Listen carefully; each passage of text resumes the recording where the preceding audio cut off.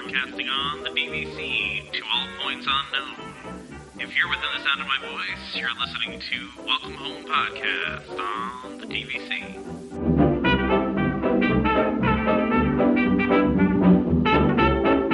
Hello and welcome home. Thank you for joining us on episode 68 of Welcome Home, a Disney Parks and Vacation Club podcast. I'm Tom. I've got Trevor and I've got Damon. We got Damon back from all the haunted houses that he went to. So he survived, which is good news. So how did the little clip go? Because, you know, I don't really listen to the show after. I'm just curious. I thought it was good. I mean, you know. Technically, did it work on your end, though? Like, I could do that. Like, that wasn't so bad for me. Yeah, no, it was fine. Yeah, absolutely. I recorded like 10 times, though, because I was like, oh, that sounds stupid. All right, let me do this again. No, that really sounds stupid. All right, let me do this again. No, it sounded good, and you kept it to a tight 5. That was pretty impressive. Nice. I was impressed. So, no, it was good. I think everybody enjoyed the update, but I mean, we definitely want to hear more of an update because you've done more since then. So we really want to done a lot more. We want to hear about all of your Halloween exploits that you've done over the past couple weeks here. Like now, huh? Yeah, like we're going to do it right now. Let's talk about it right now, yeah. So, no better time than the present, No Damon. better time than the present. So I'm a little sick, so everyone just has to, you know, kind of roll with that. So, you know, we ended up going to a bunch of different places. So the plan was, we had loved Woods of Terror so much, that's over in Greensboro last year, that we were definitely putting that on the agenda. We were going to try to do another one as well. So Kersey Valley Spooky Woods, that was also on our list. Those are the two that are kind of in Greensboro. They're more by Tom than me, but, you know, we enjoyed Woods of Terror so much, so we said, all right, let's put them on the list. And actually what ended up happening that weekend, my cousin came down, so he was going to do it with us. His girlfriend wouldn't come because she was too scared and she felt like we were going to force her to go, which we definitely would have. So that was fine. And, but the problem was it was supposed to rain Saturday. So because of that, we were like, well, you know, he's flying down because he flies out of New Jersey, but he flies out of Trenton because the trip from Trenton to my area is so cheap. Frontier? So, yeah. Yep. Yeah, So they come to Charlotte like too. $90. Yeah. So anyway, like nothing. Yeah. He decided he was going to leave after work on Friday and we were going to do Saturday, Sunday. But because of the rain, we were like, you know, so we ended up running over to Kersey Valley Spooky Woods on that Friday night. You know, and it all is interesting because I don't think I really got a good feel for the three places that we went to, you know, and then Busch Gardens was number 4, until I was actually done with all of them. So in my head, Kersey Valley was fine. It was not as exciting as what I had done Spooky Woods the year before, but in the long run, after going to them and going to Woods of Terror again, it ended up being pretty good. So the thing that they had different is they had a pretty good corn maze, and the corn maze had the fog with the laser, so it was pretty high up, the fog, so you couldn't really see into it. And we were by ourselves for most of that. I think what we ended up doing this year, which I would say we would not do again, is we went a little later. Well, we went in like the middle of the season when there was the most people, and I think the problem with that is that, you know, these places are a lot scarier when you're, you know, kind of out there by yourself more than anything. But the nice thing that, excuse me, the nice thing about Kersey Valley is that there is a hayride to get to the place, and that was actually really good. They had some really good stuff there. So we ended up doing that on Friday night, and it was fun. Like I said, there was people in front and behind us, so it wasn't as, you know, great as we thought. And then we ended up going to Woods of Terror on Sunday night. So there's a lot of good parts about that. It was not as good as the first time in terms of we were not out there by ourselves. And I think, again, that became the key as we went through these, is that the more that you're out there by yourself, the scarier they are, the better they are. But the really neat thing is that we actually got to meet a fan of the show. So Molly came out and met us at Woods of Terror, and actually ended up going with my cousin, my 2 boys, and then my one son brought a friend as well. So there was a group of us, but Molly ended up tagging along with us, which was great. You know, we had a fun time, and she actually went through the whole thing with us, which was fun. You know, she got herself a hat too. She got herself a hat. It was very nice to kind of meet a fan of the show, and, you know, we had a really good time. We talked a little Disney as we were there as well. So that was good. Then what ended up happening is that my son had a swim meet the next weekend, and I was like, you know, I'm just not full up on haunted houses just yet. So there's another one that's actually pretty close to us, and by close, it's an hour, 10 minutes, over in Snow Camp. It's called the Original Hollywood Horror Show. And it was awesome. It was about a third of the price of the other two. So we really didn't have a lot of like, going into it, we were kind of like, whatever, this, that, and the other thing. But the cool part about it is the people that do this haunted house are actually Hollywood filmmakers. Like, honest to goodness, Emmy Award winning makeup and special effects by people that actually do film. It was amazing. So it was definitely shorter than the other two, but was so interesting about it is that the sets and the makeup was just unreal. So the first thing is we get there and, the kind of the pavilion area was not as nice, but so what, no big deal. It's $25. It was just me and my son. And we went on a Sunday night, so there was not a lot of people there, which is good because the way they have this one set up, it can be a problem, I'm guessing, if there's a lot of people there. So what they do is they take you in a small group and someone leads you from the place with a lantern, which is really neat. And they have that's pretty cool. Just like just a single lantern. Just a single lantern. And this was unreal about it for me. So again, I don't jump scare at all, but they did get me twice. Like, not crazy got me, but they definitely got me. Where the other two, I was like, yeah, whatever, no big deal. This is fun. There was like a girl that must have been, it must be my daughter's age, maybe 8 or 9. She got me good.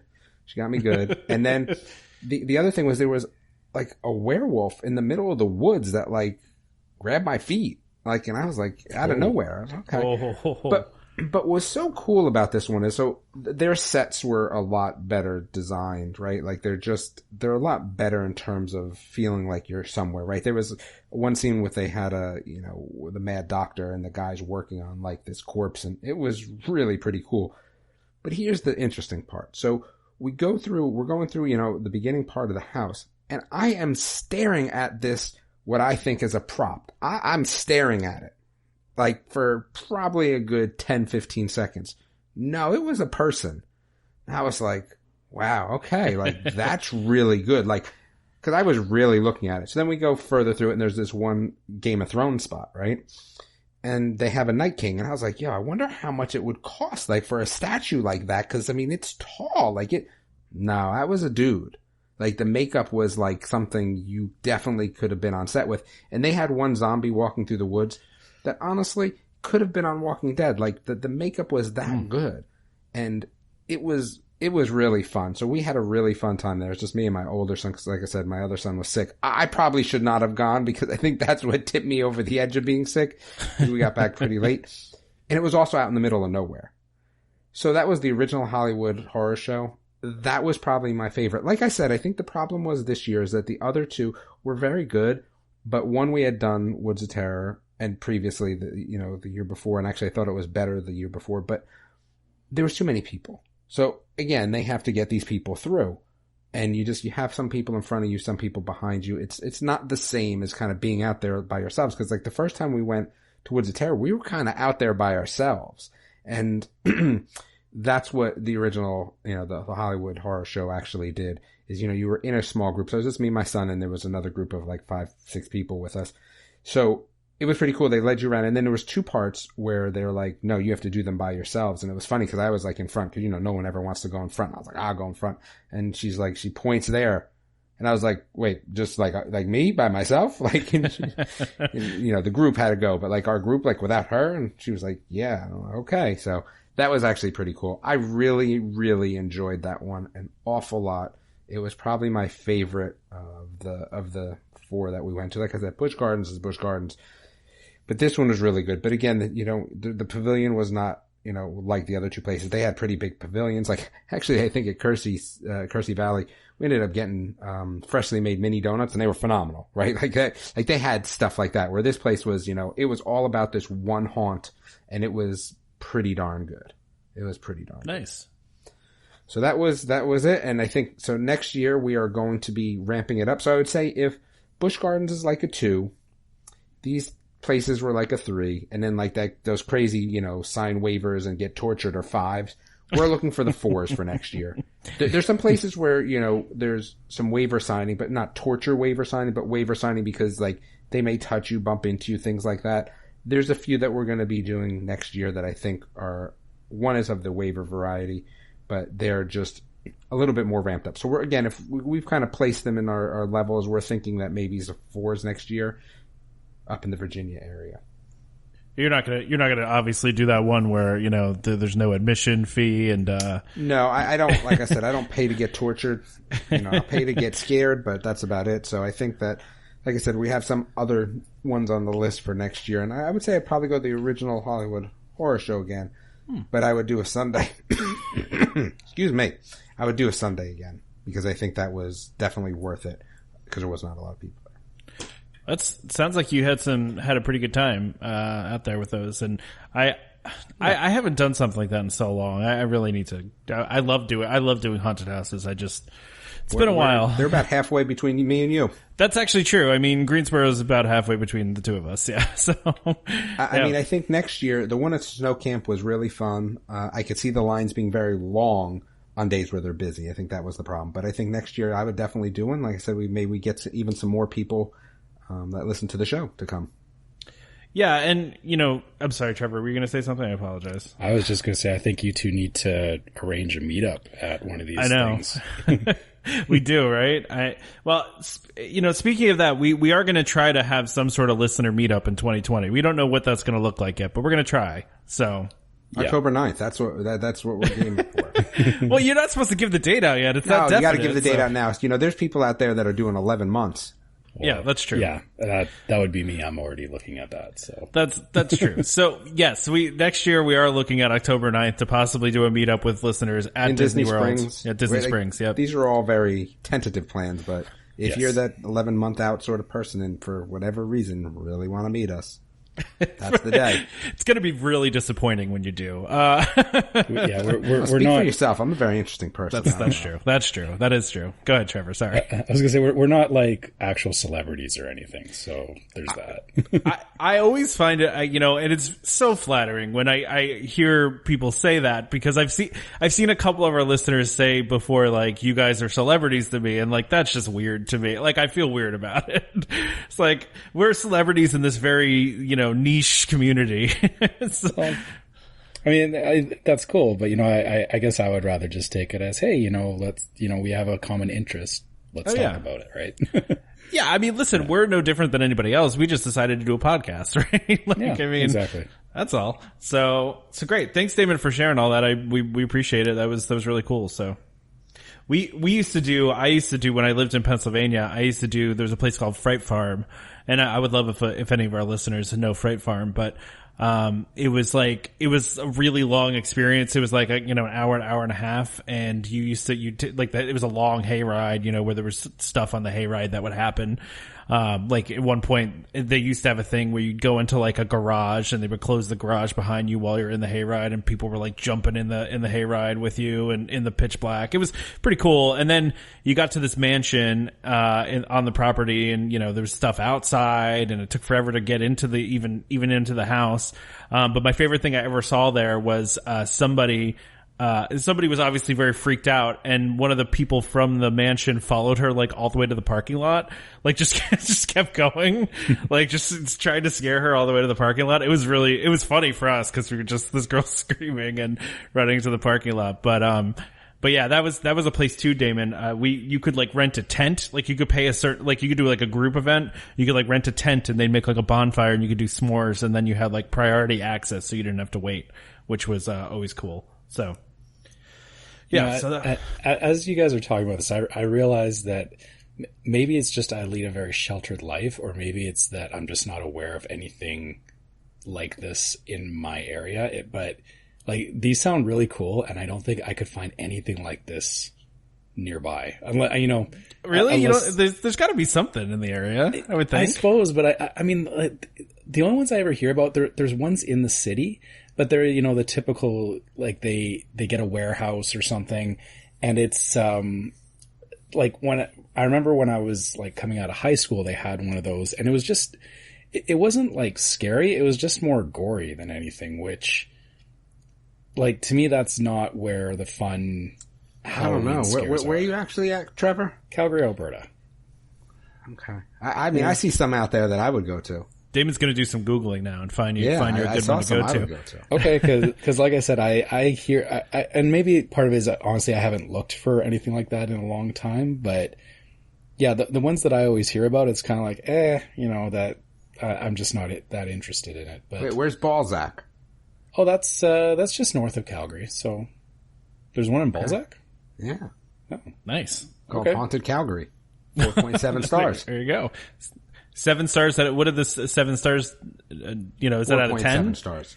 Okay. It's Google review. 4.7 out of 5. Oh, okay. I suppose the problem there too is that I'm in the good. far southern end of Calgary, so I don't really pay attention to anything up north because that's like an hour drive for me. These places were about that far from me. This one looks cool. I would go to this. Okay. Field trip. They have the glow stick night too. So we're going to do that next year for sure. So what they do is there's no lights. You just roll with a glow stick around your neck. Oof. That sounds fun, actually.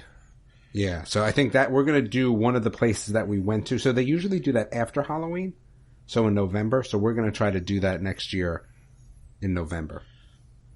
But by the way, did you guys have a good Halloween? I feel like I should have asked you that and I didn't. I mean, how was Halloween? I had to go to a stupid Halloween party. And it rained really bad here. I was going to say, you probably had the same problem we did, which was we had about a window of about 5 to 6 o'clock where we could trick or treat, and then it poured, and we had tornado watches, and it was ours was about awful. 8:30, 9 o'clock, so everyone kind of got their stuff in, so it wasn't so bad. We didn't get any stuff. I mean, we got but my daughter's 1.5. She's not knowing what's going on. So, we got to take her to a couple houses and we got to hand out some candy. And I had a kid ask me, while I was clearly in a Sully, costume, who I was supposed to be. And I was like, this kid should get no candy. Get out of here with your don't know who Sully is. Come on. So I hope that kid gets to see Sully, guys. And then a little girl, a kid younger than him, came up and she goes, "He's Sully," and I'm like, "That kid gets extra candy." So, yeah, ours was kind of weird this year. Honestly, we, for us, my son ended up going with one of his friends, so me and my wife actually had the night off for once. So we were just handing out candy. Nice. And but it actually snowed that day. So we had snow during the day, but then in the evening, and this is typical Calgary weather, is that it was cold and then it warmed up in the evening. So it was actually quite nice. And I thought that we were going to have a lot of kids, but we only got 20 or 30 where we would usually get 50 or 60 kids. So it was That's strange. a lot for us in general. We didn't even get that many. We were close to that. Yeah, and like I said, it seemed like we were expecting a lot more, but it seemed like a lot of people were just not going out for some reason. It was weird. Yeah, I mean, it was, just not to rub it in, it was 81 degrees here on It was Halloween. a little too hot that week, I'll be honest with you. It was. It was a little too hot. I was sweating one day. I was like, really? It's really, it's late October, early November. Come on. It's but it's cold now. It's gotten cold finally. But I mean, it was 81 on Halloween, which is ridiculous. They said it was snowing here, so we're not really a good measure. Yeah, Trevor would probably trade with us, though. Yeah, probably. Yeah, this is our third snowstorm this year already, so I'm kind of over it. I'll tell you what, though, that Sully costume was very, very warm. I would have appreciated it to be a little bit colder. It was.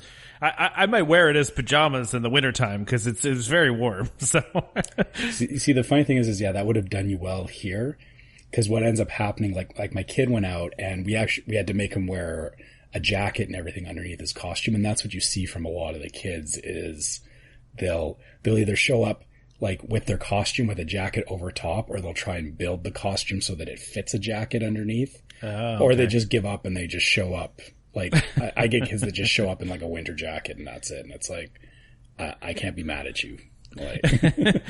I feel like when I was a kid, even if it rained, we just kind of trudged through, man. We stayed out even if it was raining. I mean, now given in New Jersey, it depends, sometimes it would be cold, sometimes it would be warmer. It just kind of, it was random. But, I feel like even in the bad weather, we wanted that candy, man. We'd stay out, no matter what. But I mean, yours is different. It was, snow. I mean, that's a different situation, but.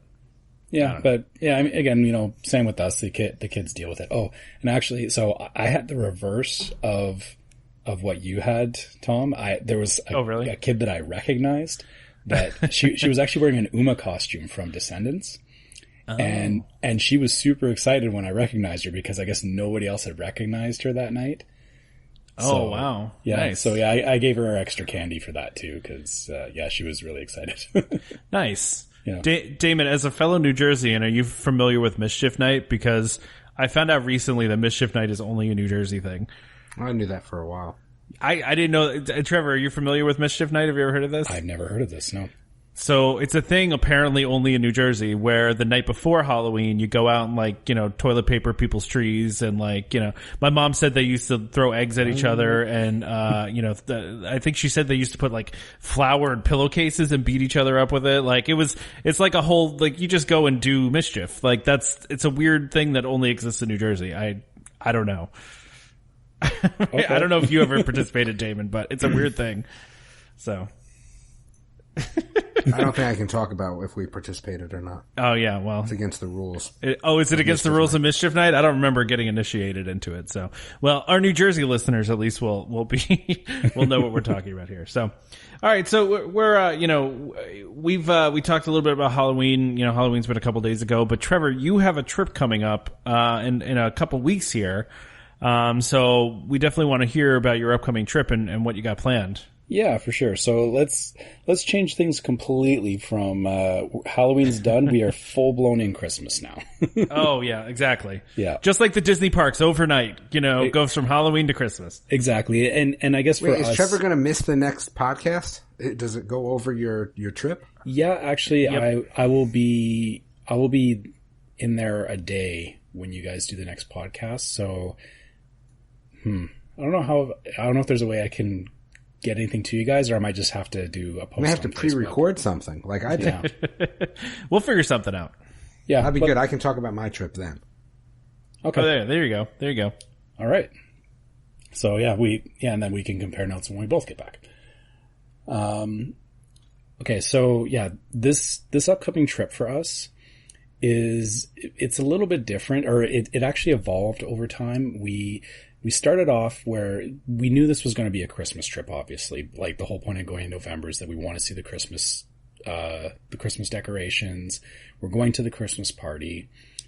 And the one thing that changed though is that, my parents are actually coming with us now. So this was something that happened over the summers that we started talking to them and they realized they wanted to do one more Disney trip because they're retired now and they don't really want to or they want to travel a lot, but, they don't want to go somewhere like Disney all the time, but they did want to go with us because my son is kind of hitting that age where he's, not as into, hanging out with grandma and grandpa anymore. So, so they want to just get in that one last trip. And, yeah, the interesting thing is that I realized as I started planning this with them is that I've been to Disneyland with them many times, but I've actually never been to Disney World with them. So this is a new thing for me because we've obviously been doing Disney World for a while and we know how to do it. And they're actually they're very green towards Disney World. They have gone before, but it was a long time ago. And when I started talking to them about stuff, it was very deer in the headlights. Oh God, what did we get ourselves into? But ultimately I ended up, I helped them figure out fast passes.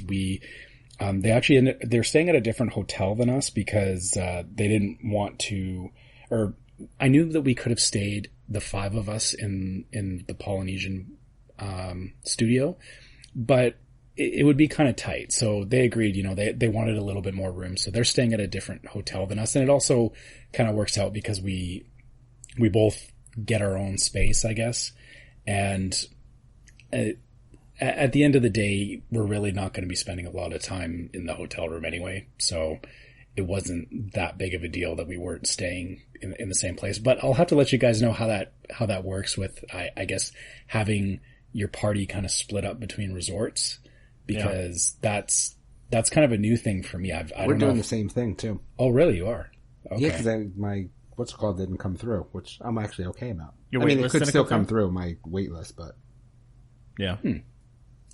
Yeah. So I said this is new for me. I don't know if you've done that in the past or not. I've never done it. Not but either. we thought about it doing it last trip. Okay. Sorry, go ahead, Damon. So, sorry, what was that? No, I'm good. Okay. So like I said, we're going to be, learning how to work with the logistics of that. And also the fact that, none of us have cars. We're all flying in, we're taking the Magical Express to our hotel rooms, and then we're going to, meet up at the parks and then take our plans from there. The other thing that we're doing is, I'm taking them for a dessert party, which I've done the dessert parties before, so I know what to expect. They've never experienced anything like that, and they don't know that I booked them in a dessert party, so that'll be fun. That'll be interesting. I mean, it's especially for like green Disney World people, right? So yeah, like it's, they haven't seen the current fireworks. Like I think the last time they went, like Wishes was still on the last time they went, but I don't think they really took a lot of time to stop and do stuff like that. Like the funny thing is with my parents, when we went when we were younger with them, they were of the mentality, I don't want to get stuck on Main Street with all these other people, so they would deliberately avoid watching like parades and fireworks and stuff. So me taking them to this dessert party means that they actually get to, watch the fireworks properly and, have a reserved area so we're not all crowded in with everybody. So I think that's a good idea. Like I did that. I think I told you guys, we took my mom for her 60th birthday to Disney, and we decided we did the dessert party for the fireworks, and we did the dining package for Fantasmic, just so she didn't have to deal with the crowds of all that. I think it's a good idea when you have older folks with you.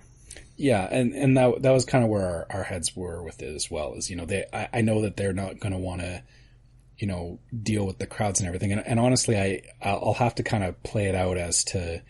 I talked briefly with my mom about renting a scooter because she does have issues with walking for long periods of time, and she kind of seemed against it, but I kind of nudged her towards, it is okay to rent a scooter and nobody's going to, think negatively of you for doing it. So we'll have to see how all that plays out. Cause,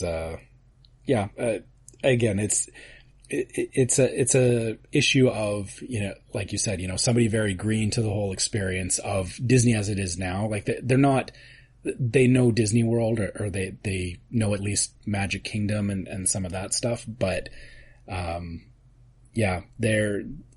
think they're going to be probably a little blindsided and a little overwhelmed, but we're also, I think the other thing we have going for us is the fact that because we are in DVC and because we have been taking these trips, we don't feel as compelled to rush at this point either. So it's not going to be a case of, where I feel like I'm dragging my parents around because we have to, get all of these things done. So yeah, it's so much like my trip because we had the same thing. My parents that were with me were very green and, but the same thing. We didn't feel like we had to drag them everywhere because we knew we were going to be back. And so, they wanted to leave at, 10 o'clock in the morning and come back at 4 or 5 o'clock in the afternoon. Okay. If that's what they wanted to do, that's okay. Yeah, exactly. And even going further into that, like we have done some dining reservations, and I think I've only booked them into two dining reservations with us. And then the rest of it was, I said to them, if you don't want to do this, I won't book it, but we're going to go off and we're going to have, a character meal, and, you guys can either go sit or do whatever. And, they seem pretty okay with that because they seem more interested in, just taking it slow and taking their time with it as well. So it's kind of a good plan. I think that, you give, if you're mashing parties together, to give everybody their own space to do what they want to do, I guess, at various points. And yeah, it's, honestly, I think if I had tried to do this trip 10 years ago with them, it would have been more of that, like, we have to go kind of mentality, because even back then when they've done a couple of trips to like Europe and stuff where my parents were very much, like vacation warriors. Like they were those people that felt like they had to maximize their time doing a bunch of stuff. So now that they've kind of mellowed out a little bit, I think this will be actually probably one of the best trips we've had with them. So that's good. Yeah. That's good. It's good to go in with that mentality too, because honestly, that was not something I expected when I did my trip. I kind of expected it all to go differently. I think I said to my wife and maybe to you guys that my last Disney trip was a failure as a Disney trip, but it was a great trip. As far as a Disney trip goes, we missed a lot of things, but as far as a trip goes, we had a great time. So. Yeah. And, even at that, like I know that my parents aren't going to be mad if we miss out on anything or if we do have to cancel plans, and neither are we. So I think that, yeah, like you said, even if things do go sideways for whatever reason, I'm not too worried about it because, yeah, we'll be back again next year and, we'll just make the best of it. I'm thinking off the top of my head here if there's anything unique that we're doing. So we're doing the Christmas party and we're doing the fireworks dessert party. So the Christmas party obviously will be, this will be entirely new ground for all of us. I think the biggest things that I wanted to make sure we get out of it was obviously the parade and the fireworks, but then I don't honestly know what else we feel we need to do at the Christmas party, which I don't know if that sounds weird or not. I guess. Well, you haven't done it yet, right? So you don't know what the must-dos are, right? Well, and I guess that this is the thing is, I read about people talking about, there's like exclusive character meet and greets and stuff like that. I don't know how much I actually care. I got hosed on that at the Halloween party. I ended up, wanting to do one of those, and then it took so long. It destroyed the Halloween party. So I know that when I go to the Christmas party, I am not doing that this time. Yeah. I don't even think I'm doing Photo Pass this time. I don't know what, are you guys doing it? Well, we still have our gold annual pass, so it's included. Yeah. Yep. Yeah, we did too. Yeah. So yeah, that's a given. I told my parents, go wild with the photographers because, it's, again, that's the other nice thing too, is because they're coming with us. They don't have to pay for stuff like PhotoPass. So they can basically, go and do photos or do whatever they want. And then we also get all the ride photos and everything. But like I said, for me, the Christmas party is really, I feel like I've definitely read up on it enough, but for as much as I like planning my trip, I almost feel like I chose not to plan the Christmas party. If that makes sense. I know that going into it, I don't know how the timing is going to work out for, watching, cause there's the stage show, there's the fireworks and the parade. And then outside of that, I feel like I'll almost just kind of, if I can get those things in, then I'll count it as a win. And then the rest of the party will be whatever, even if we don't get in line for any character meets, even if we just end up doing rides the rest of the night, I think I would be okay with that. Yeah, I definitely would, and listeners definitely chime in on this. But I think I think playing it by ear will probably be good, and just kind of seeing where the night takes you, right? So, yeah, I think that's a good thing. I'm just looking here at the characters from last year, and I don't see any that would excite me. They seem pretty standard characters to me. Yeah, I don't know.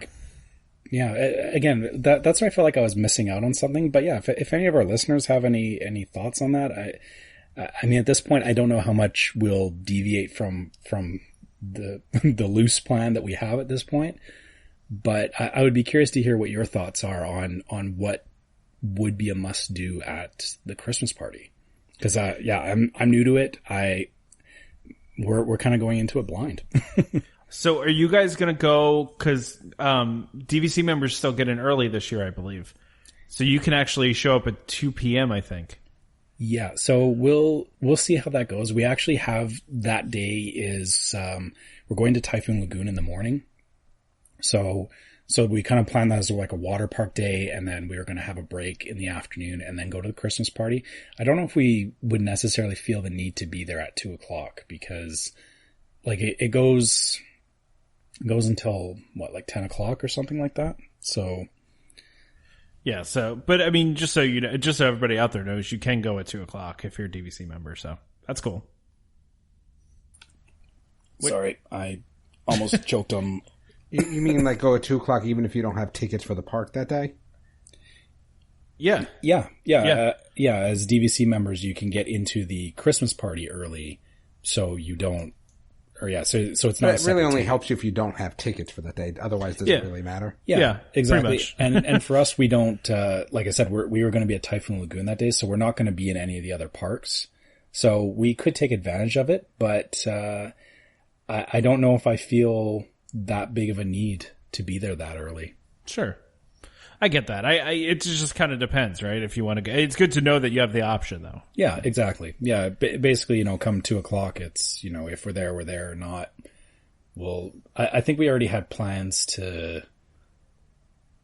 I think we agreed we wanted to be there by around 4, and we haven't even figured out like if we're going to eat dinner or not that day, because I know that like there's snacks and stuff, and that might be, all kinds of regret, just, running on snacks for the night. But if there's not enough snacks, yeah, you're going to have a hard time if there's not enough snacks. Well, and like, I know they give out snacks, but also, like trying, just going and buying like holiday edition stuff, like cupcakes and everything. But like I said, I think that might actually really backfire, because not eating a proper meal that day might not feel good the next day. It's definitely possible. Yeah. But it's also, the other thing too is it's towards the end of our trip. So even if we wear ourselves out that night, we do have the next day is just our Disney Springs day. So we're not, like, it was just supposed to be a shopping day anyway. So, okay. Yeah. So what are you looking forward to the most? I'm assuming like Star Wars and, I don't know if you're excited about the Skyliner, but I'm assuming Star Wars you're excited about. Yeah, I'm definitely excited for Star Wars. We have a, that was the other thing that we're doing. My son and I are doing the droid building at, Galaxy's Edge. So we have a reservation for that. We decided on that versus the lightsaber, because my kid's already got he's got 10 other toy lightsabers. And if we did the lightsaber, it would be he wouldn't want to add it to that collection. And I would just be like, no, this is too nice of a lightsaber to actually use. And so I felt that, the droid building made more sense, because it's an actual toy that he can, it's a little remote control toy that he can play around with. So it doesn't feel so, put it on the mantle and leave it.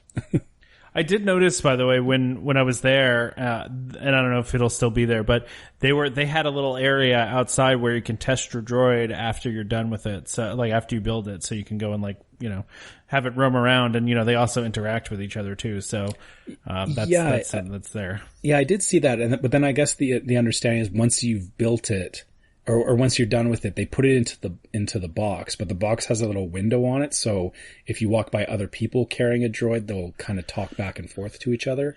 Yeah. But I can understand why they don't want people, cracking the box open and having droids running around under feet in the middle of Galaxy's Edge. So. Yeah, because the first thing that would happen is somebody would step on it, and then they would go back and be like, my droid got broken. Want a free one, right?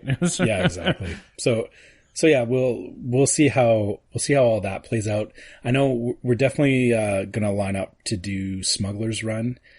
And then, yeah, I mean, Hollywood Studios, I honestly, I felt like it like with the way that the fast pass tiers and everything go, I almost don't want to do a full day there, but I do want to do a full day there because I know that there's Christmas stuff going on as well.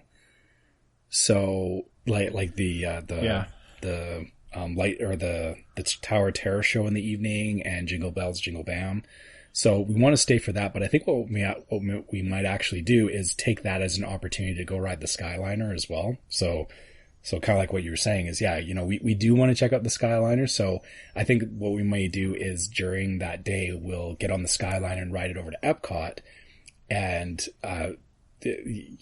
I'm sure some of our listeners are going to laugh at this, but we're just going to walk into Epcot just so we can get, credit for having another day with our annual pass in Epcot. Like we're just going to walk in and walk out because we want to get those annual pass holder coasters. It's the coasters, right? Yeah. So we were kind of planning, you know, we have a couple of days scheduled at Epcot, but then cause our thinking was, you know, the days where there's Christmas parties going on in the evening, instead of going to Magic Kingdom, which we would normally do, we would just go over to Epcot, and then that would get us enough days for the coasters. But then that one day, we're just literally going to get out, we're going to ride the Skyliner just for the heck of it, go over there, clock in at Epcot, and then go back to Hollywood Studios for the evening.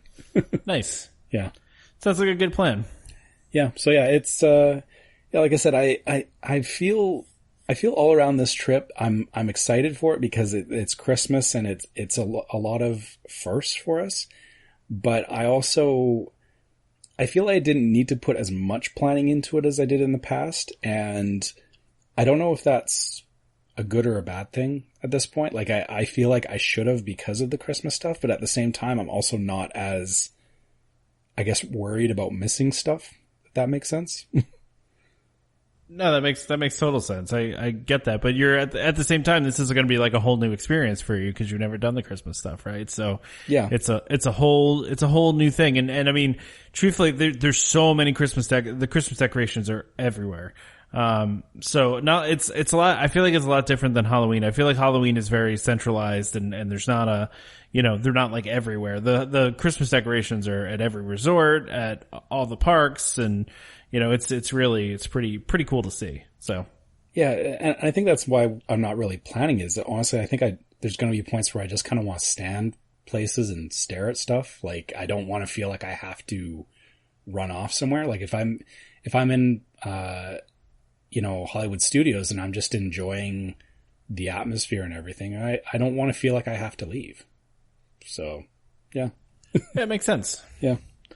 Well, anything else you want to say about your trip before we talk about some other stuff? No, I think that's it. And yeah, if, for anyone that's listening, we will be there from the 16th to the 23rd. So if you happen to be there that week, I'll be posting on Facebook as, we're heading off to different parks throughout the week. So if you can find me, you can get a hat, and depending on if they come in time or not, I may have some welcome home magnets as well.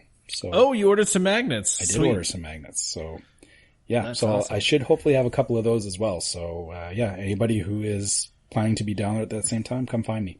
We need to order like a whole bunch of magnets and send those out to people too. Yes, we do. All right, I'll get on that. You know what I saw though is that we need to do for instead of the hats maybe is bags. Nice sling bags. Ooh. Oh yeah, those are nice. Yeah. I'm surprised no one's, I wore my polo the other day on a, Polo is super comfortable. It is. It's a really nice polo, but only Damon and I have the polos. No one else has the polos. It's very exclusive. Yeah. And actually, I guess that's the other thing too, is I'm going to be down there with my exclusive hat. So there you go.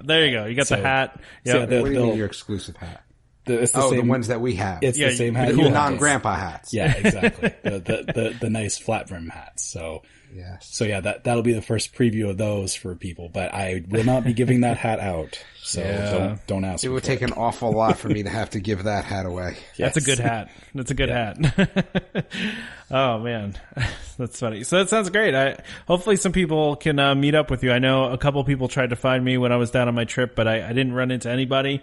But we weren't in the parks as much as we usually are that last trip, so it was kind of understandable. But hopefully you'll run into some people. I'm sure there are some listeners that will be there at the same time. So yeah, I'm excited. I really do hope to meet some of you guys. Great.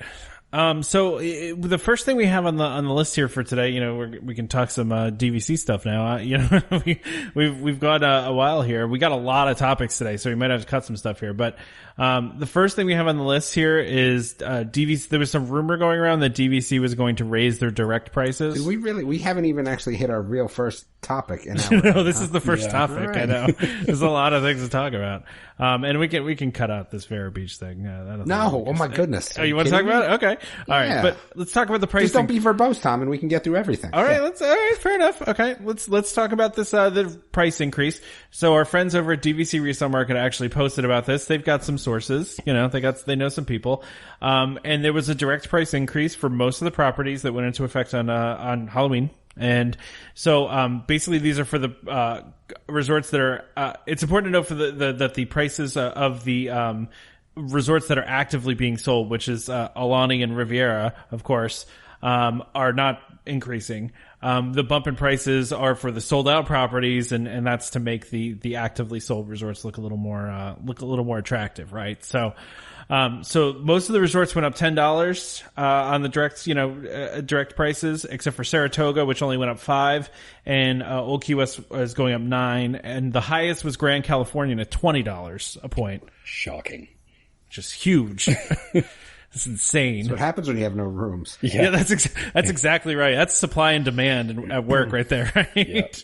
So, but I did talk to Marissa from DVC Resale Market, and she didn't really see these increases as affecting the resale market all that much.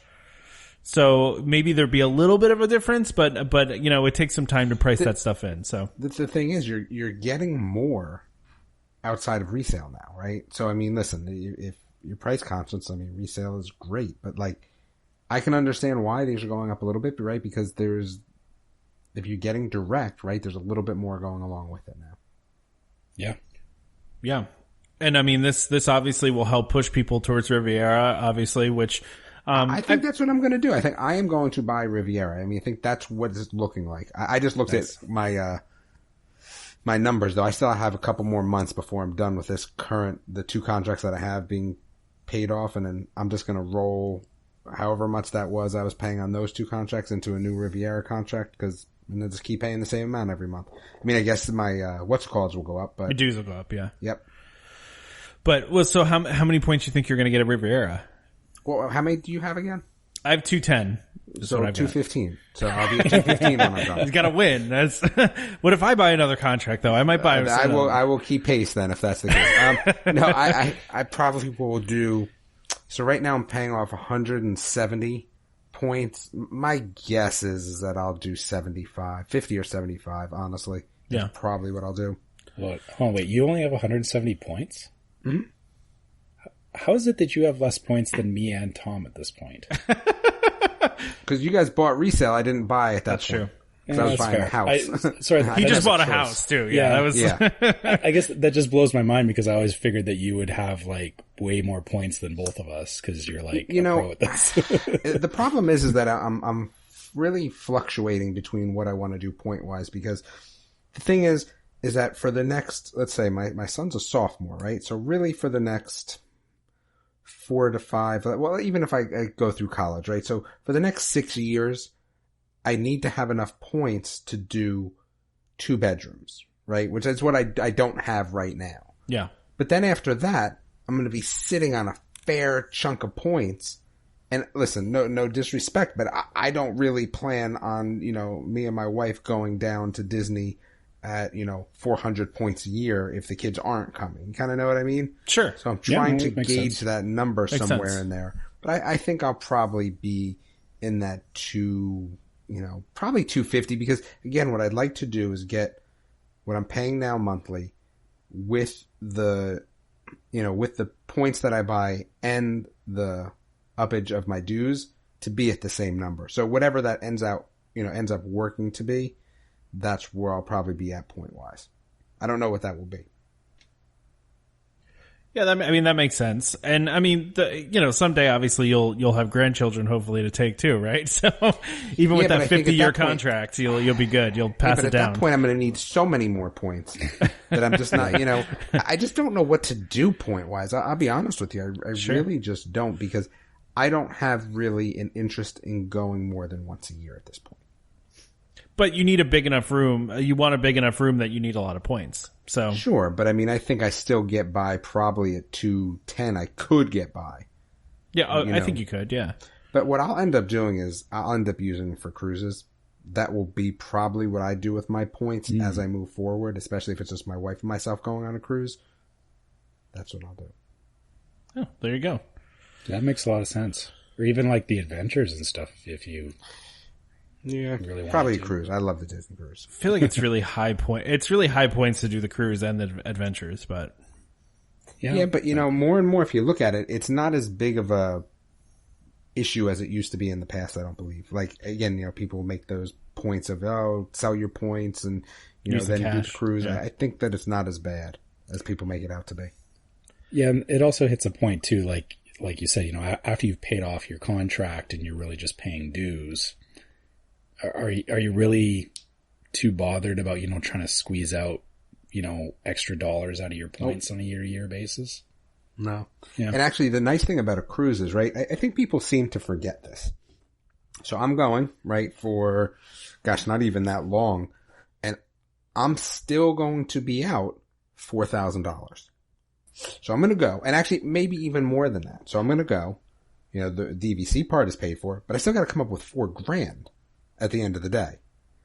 Whereas if I use my points for a cruise, I don't really have to come up with anything.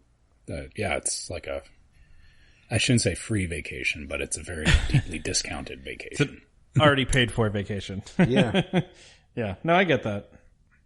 And I honestly, I haven't done the math on it. I've just always heard that it's not a good use of points to use it on a cruise. But again, there's a lot of things, right, to take into account. Of course. I have no interest in selling my points and taking the money and doing a cruise. That's too much hassle. Yeah. No, I get that. It's probably not a good timing to say that it's too much hassle when we have a DVC rental store ad in this episode, but I mean, here's the thing though. This is what I'm going to tell you in terms of DVC rental is that I would definitely use them for upgrading, what I want to do. So that was the other thing as I was kind of thinking about going forward in the future and how many points I need. Like how many points do I need if I can also do DVC rental?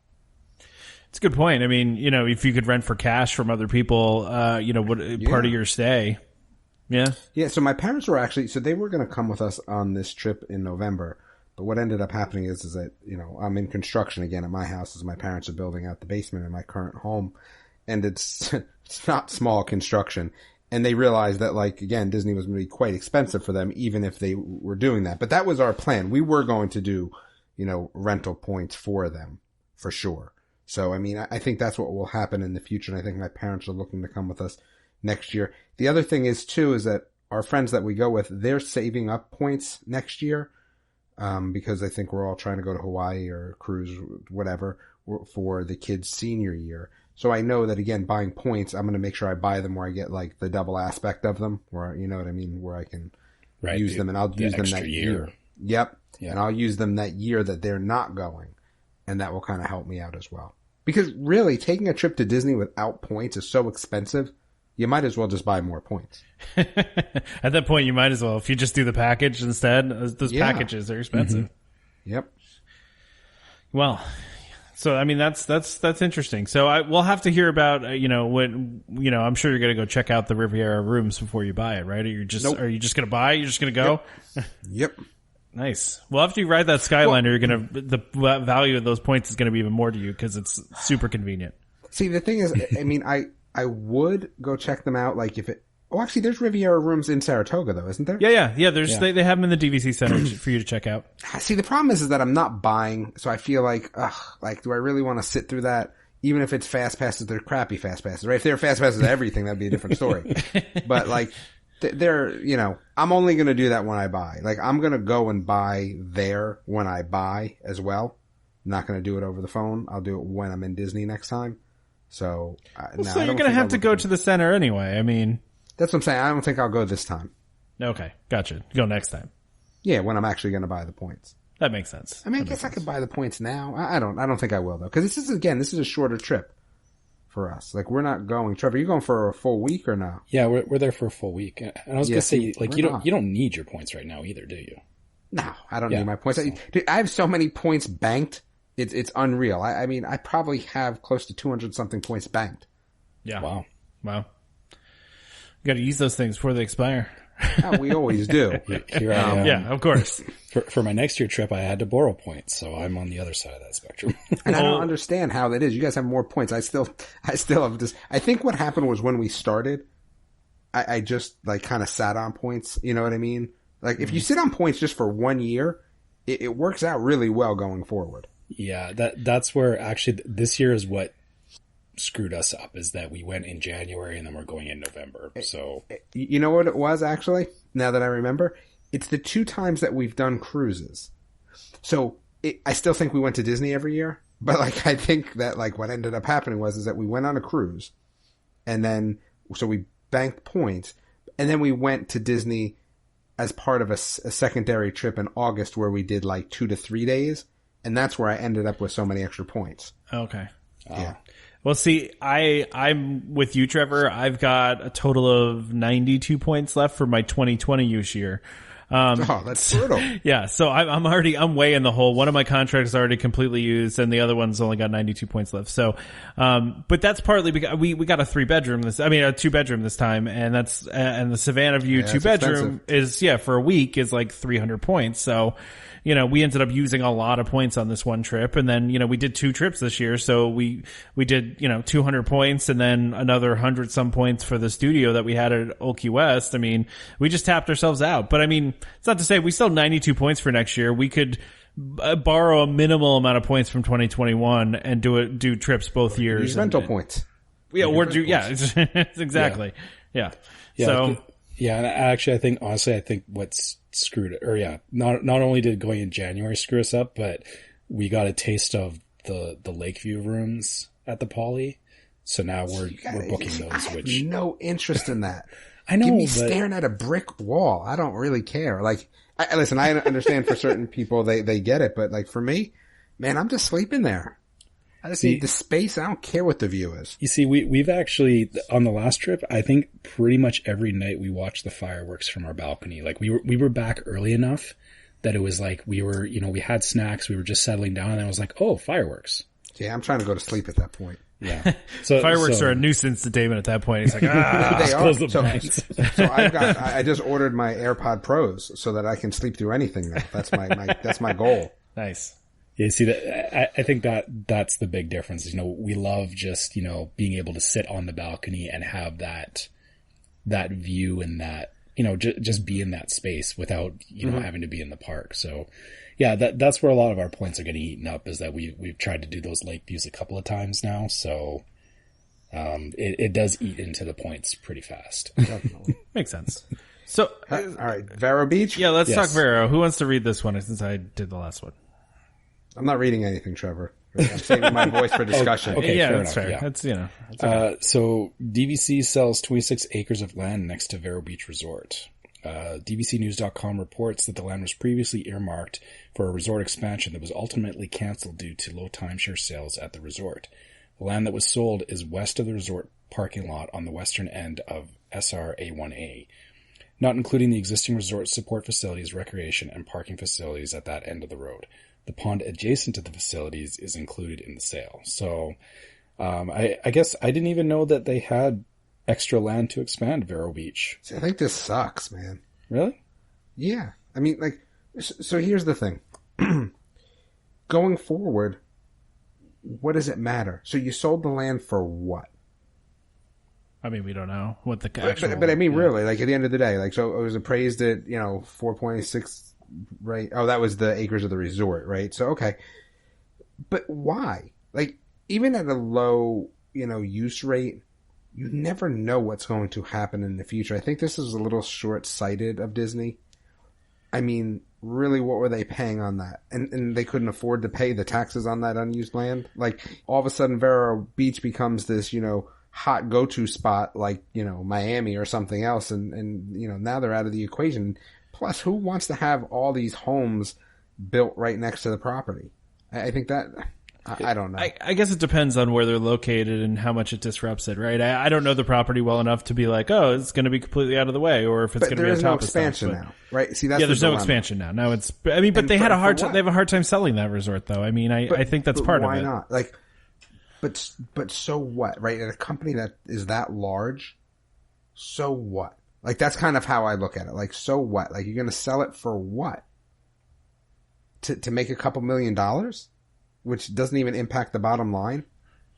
I don't know. I think it's short-sighted. I'm a little disappointed because it's definitely a spot that I want to go to, but I always in my head thought that maybe they were going to do something there. Like build more, yeah.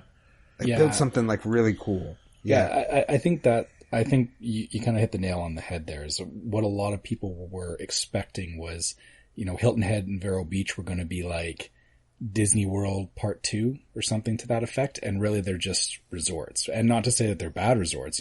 Everything I've seen about them, people really enjoy them. And I think Hilton Head, there's so much to do, right, at Hilton Head, and there's a lot going on. So at Hilton Head, it's not even really a big deal. But I think the people that went to Vero, and again, I've not been there, so I'm only speaking from what I understand and what I've heard. It's a little bit more relaxing. I think they could have done something there because, Hilton Head is still a destination. I don't know if Vero Beach is a destination. I don't know that, right? But from my understanding, it's more about being at the resort. So I wonder if something could have been built there that could have kind of driven more people there. And again, I don't understand the reasoning why. It's not like they're going bankrupt. It's not like when Universal needed money because it was either that or shut the park down. I mean, it's a couple $1 million. They're going to make that the first month of, Disney Plus. What do they care? They're going to make that the first second of Disney Plus. They probably already made that on the pre-sales. Yeah, exactly. But I mean, no, I get your point there. It makes sense. I mean, I don't know why they sold it. Maybe they just realized that they were just never going to do anything with it. And it's like, why keep it if we're not going to do anything with it? But never who? For the current people that are in control. Yeah, that's true. Yeah. Yeah. I don't know. I mean, I'm sure they have the reasons behind it, but I mean, I don't know what the reason is, but I know, some Vero Beach folks out there might be upset about this, but it doesn't, it is worth noting that it doesn't look like it's going to affect any operations at Vero Beach. They didn't sell off like any of the, things that people are using. They're not like taking down any buildings or anything like that. But, it could change the ambiance of the place, right? If there's houses around it. Yeah. Yeah. If there's a neighborhood right next door, it might not be as, exclusive feeling or relaxing, So Moonlight Magic dates, didn't we already talk this to death? Did we? No, we posted this on Facebook. I know. I feel like it's already been maybe not us. I feel like I've already. We don't have to talk about it too much. We just, we know that it's coming back, right? Yep. So that's good news. And they announced the dates. But we can really skip over this because you guys can go look up the dates. We're not going to list off all the dates here, Okay, well, let's list off the important date is that, since we already talked about, we're planning to be there next year. I've already booked time from, first week of October. I'm going to the October 6th Moonlight Magic at Hollywood Studios. Assuming you get it. Well, I will get it. I will make sure I line up to get my reservation because we have an on-site booking. I mean, the chances are pretty good we should be able to get it on July 15th. Sure. Yeah. And to me, that is like perfect because that means that we get a Moonlight Magic at Hollywood Studios specifically for Star Wars Land, specifically so that I can go and ride Rise of the Resistance without long wait times. I feel like everybody's going to go to Rise of the Resistance though, right? Yeah. Oh yeah. But even at that, it's a Moonlight Magic event. So it won't be as crazy as, going any other time of the week. So yeah, that's fair. Yeah. That's fair. So it looks like I think there's just as many dates this next year as there were this year. Did they add more this year in 2020? I'm trying to remember how many were for 2019, but I feel they're paced about the same as they were last year. Just looking at the dates, it's about one a month per park. Yeah, so it looks like there's 14 that there's going to be. Yeah. So there's a couple overlaps. There's one in April and September. Both have overlaps. April's kind of surprising. Oh yeah, and there's one that's going to be at Disneyland or California Adventure, but it has not been announced yet. It says one of the Disneyland Resort theme parks. So, so they haven't announced that yet, but they will at some point. I know. I think that's weird too. Obviously, they're trying to confirm a date, right? Yeah. I feel there's some negotiation with the local park there because there always is, right? Yeah. But again, that doesn't matter to me. Again, we're not going to Disneyland anytime in the next year. So yeah, exactly. Yeah. So I hopefully, depending on how my year works out next year, I might be going the same week as Trevor, and we will, most likely try to do that as well. Obviously we have some time here, but, we may, also try to get into that date as well. If that is the same week that we end up going, we just have to kind of see if that's the week we're going to go. So yeah, let's hope so. Maybe we can do a show meetup at the October 6th, Moonlight Magic. That would be fun. Yeah. The show coverage. That would be, yeah. That would be awesome. It'd be like we're like a real journalistic entity. Except not really. Yeah, I mean, but not really. Yeah, without all the integrity. So, yeah, and I dropped my phone probably 5 times trying to film stuff. Yeah, that's probably what would happen. Yeah. So let's go ahead and, we'll do this ad for our friends over at DVC Rental Store. Are you a frequent Disney visitor and want to save hundreds, even thousands on your next Disney trip? The DVC Rental Store wants to help you book your dream vacation for less. DVC members, it's great news for you too. Want to rent your points for some quick cash like Damon was talking about before? DVC Rental Store wants to work with you, and they are currently renting out points at a record pace. For years, the DVC Rental Store has been helping guests stay at Disney Deluxe Resorts at an affordable price while also paying members the highest for their points. Want to learn more? Go to dvcrentalstore.com or call 1-855-DVC-RENT, which is 1-855-382-7368. Of course, let them know that Welcome Home sent you. It's a big, thing for us. We like to know that our listeners are working with the partners that work with us. So again, if you want more information about how to rent points or how to rent out your points, dvcrentalstore.com or 1-855-DVC-RENT. All right. So we talked about that. Now let's talk about this fun fuel rod thing that happened over. Oh my goodness. It's a 2-second discussion and Tom's got like 30 things listed. Well, no, because, okay, so I find this really funny because like we were gone, obviously we're every 2 weeks, right? And it's funny to me that within those 2 weeks, a price increase was announced via sticker on the boxes, then reversed, and there's a lawsuit, and there's all sorts of drama with this. Okay, listen, I'll tell you right now, I personally do not care about this because I do not use fuel rods at all. I have a charging, block that I bring with me that can charge like 3 phones at the same time, like 10 times all the way through. And these things can barely get a phone to half energy. So I don't care about these, but I just think it's interesting. What's going to end up happening is that, as you said, they're just going to phase out the current fuel rods, right? Oh yeah. And then they're going to do something with the new, like it's going to be, the new fuel rods, and they will have a swap fee. Listen, there should be a swap fee. I'm sorry to say. There should be a swap fee. Who's paying for the power to charge these things? Well, and they're manual machines. The machines don't charge stuff themselves. Like someone comes and empties a bin and then goes and charges these things and puts them back in there. The thing is, a fuel rod's not meant to last forever. Yeah. Yeah. So. And I guess, the thing is, for the price that you pay for them though, they're overpriced for what they are in the first place. But there's a convenience factor, right? Sure. But you still, like Tom said, you still have to carry it. So at the end of the day, if you still have to carry it. Yeah. Why are you just buying a better battery? It's exactly, because they cost $30. I mean, I know you can get like a discount online, right? You can get $20. The initial unit you can get for like $20. But for between $20 and $30, you can get a really good power bank that will, work for a long time. I bought a pack of 6 Duracell USB batteries that they look very similar to the fuel rods, but I got 6 of them for $35. Are they one-shot uses? No, I've been using them for years. I can reuse them, and they fully charge my phone. Like they're better than the fuel rod. I like the Anchor ones, man. Yep. They're the best. That's what I got. I have an Anchor one. I use the Anchor one for my Switch. So, yeah, I mean, there's no shortage of charging devices out there. So, yeah, I guess FuelRod's hook on this is, they were trying to get people in on, the free charging and everything. I think if they're going to start forcing people to pay for charging, like you said, there has to be a new version of it, and it has to be competing with what's already on the market right now. So not batteries that can't charge your phone. But I get where people are coming from too. If you were, in that system, it's like, hey, I'm paying my $30 and I'm good forever. But it seemed very short-sighted of the company because they knew these weren't going to last forever.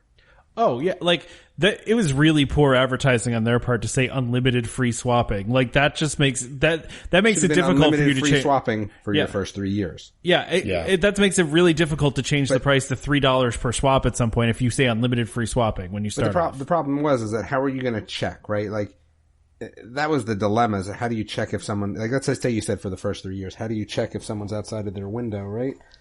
Well, I guess I haven't used these, so I don't know the process, but I think you have to like log in through like a screen, right? I think there's like I don't know if you need to log in, but I know there's some sort of screen process and you have an account with them and all that kind of stuff. Yeah, from what smarter for them to limit it, but from what I remembered seeing, once you actually have the fuel rod, it just has a barcode on it and you drop the thing back into one of the boxes and then it spits out a new one.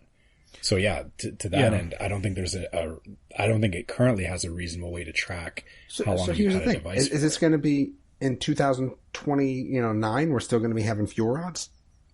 I can't imagine we will. I mean, unless they improve their technology significantly, right? But you see what I'm saying? So like unlimited, like what did people think? That they were, going to be 90 years old and having fuel rods for 30 years? Well, a fair point. and to that end, I mean, what are the phones going to be like by that point? Like you won't. It's $30 to boot. Like it's not like they charge you $300. Yeah.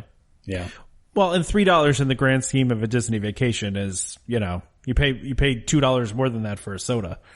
Yeah, but again, also to that point is, after you've, in a single trip, if you use it 5 or 6 times, you could have gone and bought a decent battery. Oh yeah, for that same price. Well, listen, sometimes you just have to cut your losses. So I had agreed. unlimited oil changes on a car that I bought, and then the dealership was bought out by somebody else. Sometimes you just cut your losses. Now I forced them to give me 3 years worth of oil changes. But at the end of the day, it was coming to an end. For some people, it came to an end day one. For other people, like my arguing self, it came to an end 3 years down the line. But it came to an end. Yeah. It was what it was. So for all you fuel rod people out there, make fuel rod buy you an Anchor battery.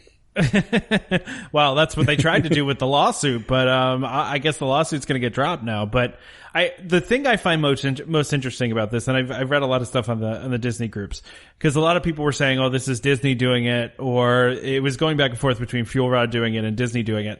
I think it's funny in Disney's statement that a decision has been made not to implement the $3 portable charger swap fee until further notice. Guests can continue to swap their FuelRod portable chargers using FuelRod's owned and operated kiosks at Walt Disney World Resort at no additional cost. That to me is Disney going, it's not us, it's FuelRod. Yeah. It's like, it's not our problem, it's their problem. So, that's what it came off as to me. Yep. So, I don't know. I thought this was interesting to talk about, even though I don't really care about FuelRods. I would never use them unless like I was in like an extreme pinch. But even then, I don't have one, so I'm not going to pay $30 to charge my phone, off the bat. So this next one, you also gave us an awful lot of information for a menu name change. Well, because again, This is one that's gone back and forth like 4 times. Yeah, so we talked about this on the last episode. Yeah, but it changed back. It changed again since the last episode. Oh my goodness, you guys talked about it on the last episode and you brought it up again, Tom? No, because it changed. Okay, so they went from Star Wars themed names to straightforward names, right? So like now a mix of the two. Okay. Right? And now they went to a happy medium, which I think is an interesting development that they figured out a way to make it both by the Star way, Wars and I wrote like 4 paragraphs about that, but I think we're done talking about it already. Well, I mean, Damon, you weren't here for the initial conversation, so what do you think about them removing Star Wars theming from the food? Like, does that bother you for immersion's sake? No, because I don't care about immersion. I'm in flipping Disney World. I'm not on Batuu. Like, I'm okay. Like, I'm okay with this. You're saying you're not believing that you're on Batuu? I'm 100% saying that. Okay. Well, I mean, so basically what happened for everybody who wants to know, they changed them back. No one wants to know, Tom. People do want to know. It's interesting. So obviously people were upset that they changed them, and then they have found a happy medium in between the two. And so now there's descriptive names that are also within the Star Wars universe. So I just wanted to bring that up. I thought it was interesting. Apparently I was the only one that found it interesting.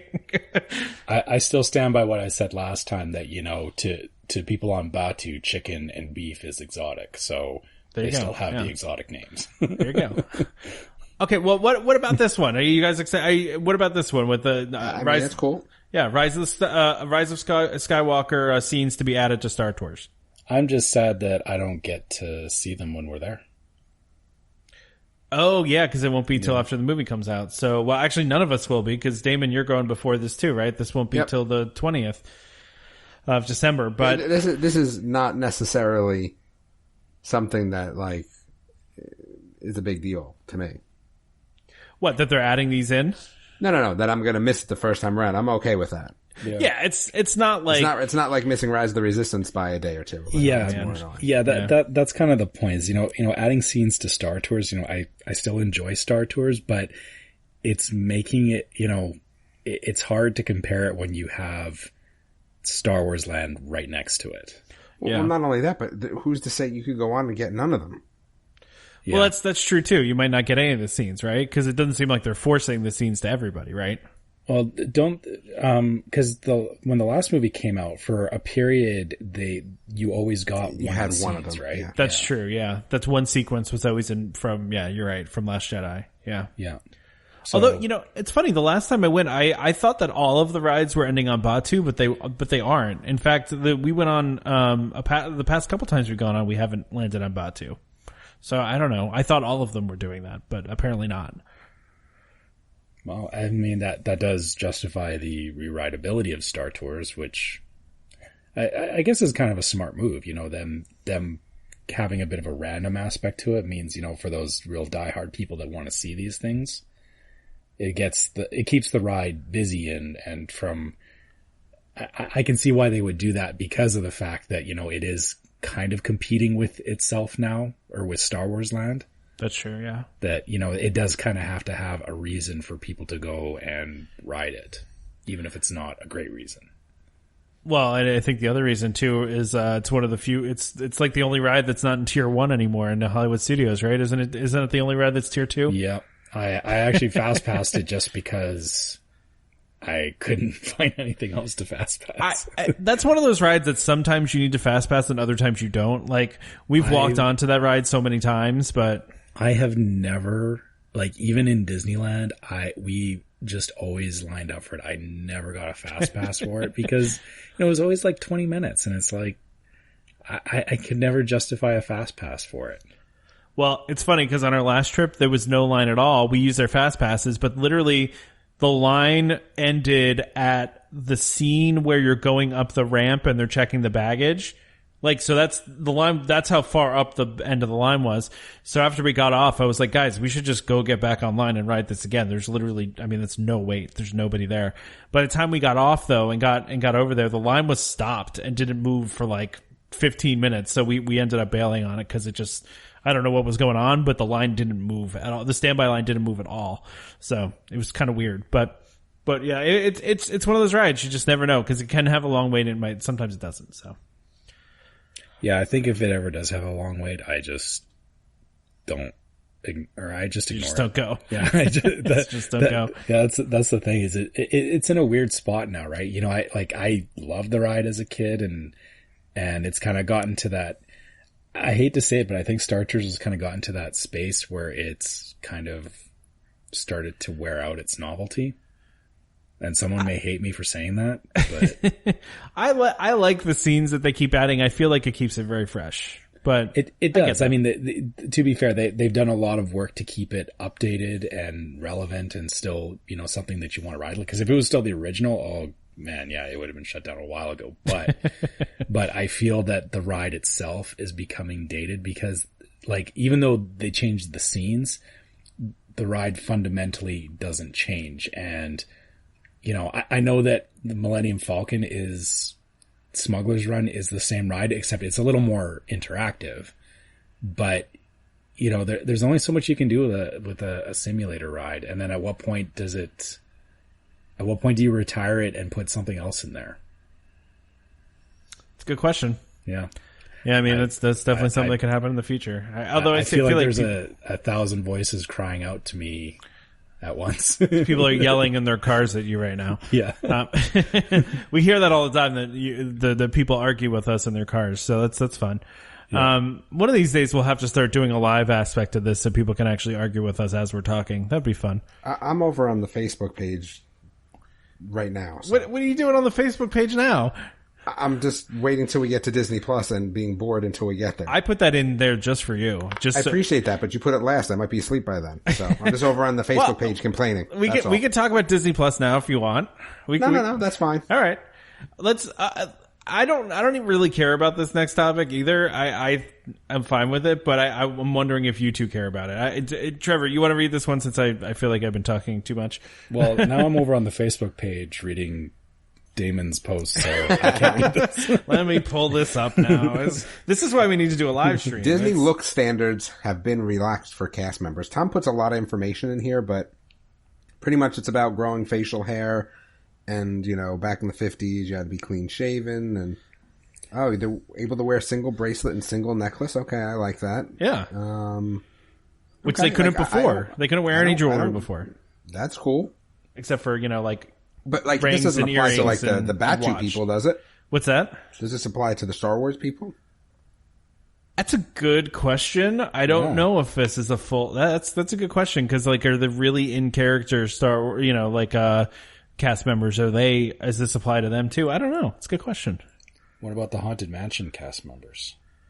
Yeah, that's true too. Yeah, because I feel that I feel different areas. That if they're in a very specific costume, I feel like there may be a different set of rules than just the general cast members. I mean, that would make sense. Obviously, a face character can't be out there wearing jewelry, right? Yeah. Oh, yeah. I mean, yeah. I think face characters are totally different ballgame. Totally different. Yeah.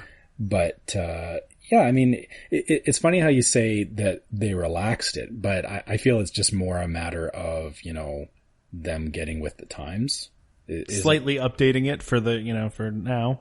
Yeah. I mean, acknowledging the fact that the world has changed and. The people working for your company, you have to, afford them certain things, like, being able to grow a beard. I know that's not it shouldn't be a deal breaker, but yeah.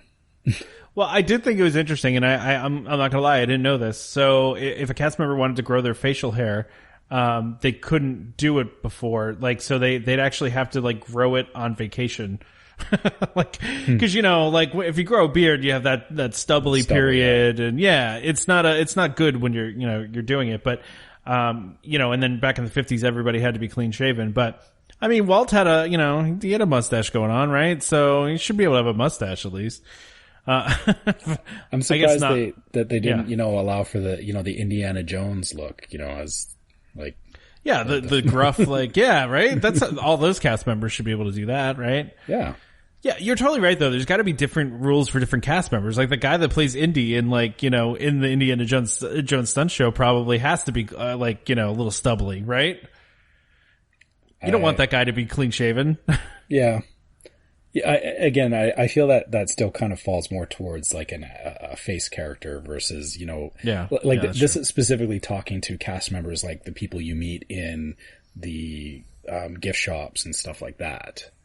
Yeah, that's true. That's true. Yeah. This is something that doesn't bother me, but I could see some Disney purists out there be like, oh, Disney's not what it used to be. They're letting people, have beards and wear jewelry. I personally am all for it. It's me too. Yeah. Good. They should be allowed to, I guess here's the other question. Did Disney have anything stipulating, because I know some people have, for religious reasons and whatnot, wearing certain jewelry or whatever. I don't know. I never looked into if they had any allowances around that. I'm assuming they do. I don't know. I really don't know. I would be interested to find out more. I'm sure we Join have us in our discussion where we know nothing. We'll talk about it. Yeah. But that's why we talk about things, we discover things. Well, and this is where our listeners will chime in and inform us on these things. And then that's true. Right? We've got some former and current cast members in this listening audience, so it's true. Yeah, tell us. This is why I couldn't work at Disney in the parks, because I do not like to shave. I would be a mess all the time. So one of the many reasons why I probably shouldn't be there. Plus, I'd probably have to quit the podcast. I probably couldn't do the podcast anymore if I worked for Disney, right? Is that true? I don't know. They might not let you do stuff like this. Yeah, you gotta be careful with that kind of stuff, because right? you say the wrong thing and then suddenly you're getting pulled into an office and Mickey pulls out a bat. Yeah, exactly. Mickey pulls out. Yeah, that's exactly what happens. Yeah, that's funny. So let's talk about this black market thing, because we were joking last week about stuff that's getting stolen from Disney World. And Damon, I don't know if you've seen this, but some stuff's been getting stolen lately. I have seen it, but I didn't care enough to. You don't care? I mean, so I think this is incredibly interesting, because we were trying to figure out where the Disney black market exists, and apparently the answer is eBay, which was surprising. Well, where do you think it was going to exist? It's not like it's drugs. I mean, you would think that someone would notice that these are stolen goods, like, you know. eBay is a weird place. Always has been. But I think the even funnier thing is that NBA player Robin Lopez is the one who actually purchased Buzzy's clothes from the Buzzy animatronic from Cranium Command at Wonders of Life. That was purchased by Robin Lopez, who is well known as a huge Disney fan, by the way. But I just think it's kind of funny that actually happened, that a professional basketball player is the one who accidentally bought illegally stolen goods from Disney. So weird. I'm sure he didn't really know, but yeah, I mean, you know, there has been stuff over the years that, you know, celebrities have bought and sold from Disney. So, I mean, I'm sure if you spend enough time on eBay, you probably see all kinds of weird stuff pop up related to, you know, Disney paraphernalia. So, and the thing is that, you know, anything that's collectible, there's too much of it produced to truly be collectible anymore. So I think it's things like this that people that are true Disney fans want, right? Like, listen, not illegal stuff, but just things that are one of a kind. Yeah. I think that's kind of what everyone's looking for. So gosh, I wish that they would just sell some of this stuff straight up, because think about it. Whatever he paid for it, he could have paid more if he had to, and he probably would have if it was officially coming from Disney. Well, that's true. And they do sell that stuff sometimes. They do sell, you know, cause there's a guy, I think, in Florida that has like a whole warehouse full of like old ride vehicles that Disney has sold him. And he's got like a museum of stuff. I've seen this guy before, but it's, there's ways to legally buy this stuff, cause Disney does sell things sometimes. But this is something that was, you know, just sitting dormant and, you know, behind the scenes. And this guy, this guy was, internet famous for, you know, for a little while, because he was posting all sorts of backstage stuff at Disney. It turns out he was, you know, stealing things. So you don't really want to steal from Disney. Yeah. I mean, they're going to figure it out. They're going to find it, right? Well, I think of all the things that came of this, that's the most mind-blowing thing, is that you have this guy who, one, was posting behind-the-scenes stuff, which, you know, is the first flag. So he's already painted a bullseye on his back. And then he goes on to, you know, steal said things and then sell them on eBay, and somehow thought that, you know, this would never come back to haunt him. Like, right? Like, no, never get caught. Yeah. Yeah. Well, and apparently the Buzzy animatronic is still missing. So they don't know where that is. And that's, they're saying it's valued at $400,000. So that's still missing. No one knows where that is. Well, maybe I'll go have a quick look on eBay. Well, the guy that, you know, that guy's I think he's in jail right now, or he's getting charged with something, I would assume, based on selling stolen goods, right? But yeah, no, I don't know how he doesn't know where it is. It's gotta be somewhere, but. I guess, are we assuming that it was him that took it, or maybe he gave it to someone else? I don't know. It's a good question. Yeah. I do wonder, are they, with the Play Pavilion, if they're tearing out all that old Wonders of Life stuff? Like, cause for the longest time now, all that stuff has just been, you know, the Cranium Command and Body Wars, like, all that's just been sitting there. I mean, I've heard that they've dismantled some of the Body Wars stuff, but I wonder if now that the Play Pavilion's coming in, they're really going to dismantle all that stuff and get rid of it completely. So here's the thing. We could have just had them sell off all this stuff and kept Vero Beach. Yeah, it would have been worth $4 million. And they could have kept Vero Beach land. Yeah. All right. Well, I've got nothing else to say about this. So if we want to start talking about Disney Plus and get Damon excited here, even though we don't typically talk, stuff outside the parks, I feel like with Disney Plus launching and, by the time we have this next episode, 15 minutes about Halloween stuff. What do you mean we don't talk about stuff outside of the park? Yeah, but it's still like entertain. Yeah. All right. Fine. Whatever. Yeah. Exactly. All right. Fine. That's Disney fine. Plus is worth the conversation. So here's the thing. I have to officially go on record and say the following is that I can't talk about the stuff I would really love to talk about because I've seen most of the shows already. But NDAs, can't talk about anything. Yeah, because it's unfortunate. Damon had media access. Yeah, unfortunate. Yeah. So really, I don't know why I wanted to talk about this because I can't really talk about anything anyway. But these two things, though, are things that are not out yet, though, right? So you could talk about these. That is true. Yeah. So you could talk about these two things that I saw. So who wants to read this one? I feel like I've been reading everything. Okay, so all right, I got this. The Jim Henson Company is to produce a puppet-based talk show. So it's called Earth to Ned, and it will be a 30-minute comedic series with a blue alien named Ned and his lieutenant who interview various celebrity guests. I feel like I love puppets. Can I just say I love puppets? We know just you love puppets. I know you love puppets. I love puppets. What were you going to say, Trevor? I was going to say, I feel like I've seen a show like this or that follows this formula before, but just the fact that it's Jim Henson puppets doing it, I feel I would be more interested to watch it just because of that. I will watch a puppet do anything. Like, I just love watching puppets. That's a very dangerous statement, Damon. Crash Bernstein was like a great show. I don't know if you guys, I don't know how Disney like television you guys really are. Have you ever seen that? Crash and Bernstein? No, Crash Bernstein? So I guess the answer is no. No. Okay. Yeah, it was a really funny, I have seen the show, but it was the kid and then the, oh god, yeah. I saw this a while ago, but I can't even remember what the premise was. Were they supposed to be brothers? So the premise is that there's a boy with 3 sisters who wishes to have a brother. He builds his own puppet. Boom bang. He's hysterical, right? Like it was great. So the puppets was Crash, right? Yeah, Crash and Bernstein. So I loved it, and again because anything with a puppet is awesome. So this is going to be awesome too. Yeah, I'm pretty excited for the show. I like the idea of the inherent awkwardness of a human interacting with a puppet, especially in a comedic type setting, is going to make this really funny. I think just in general.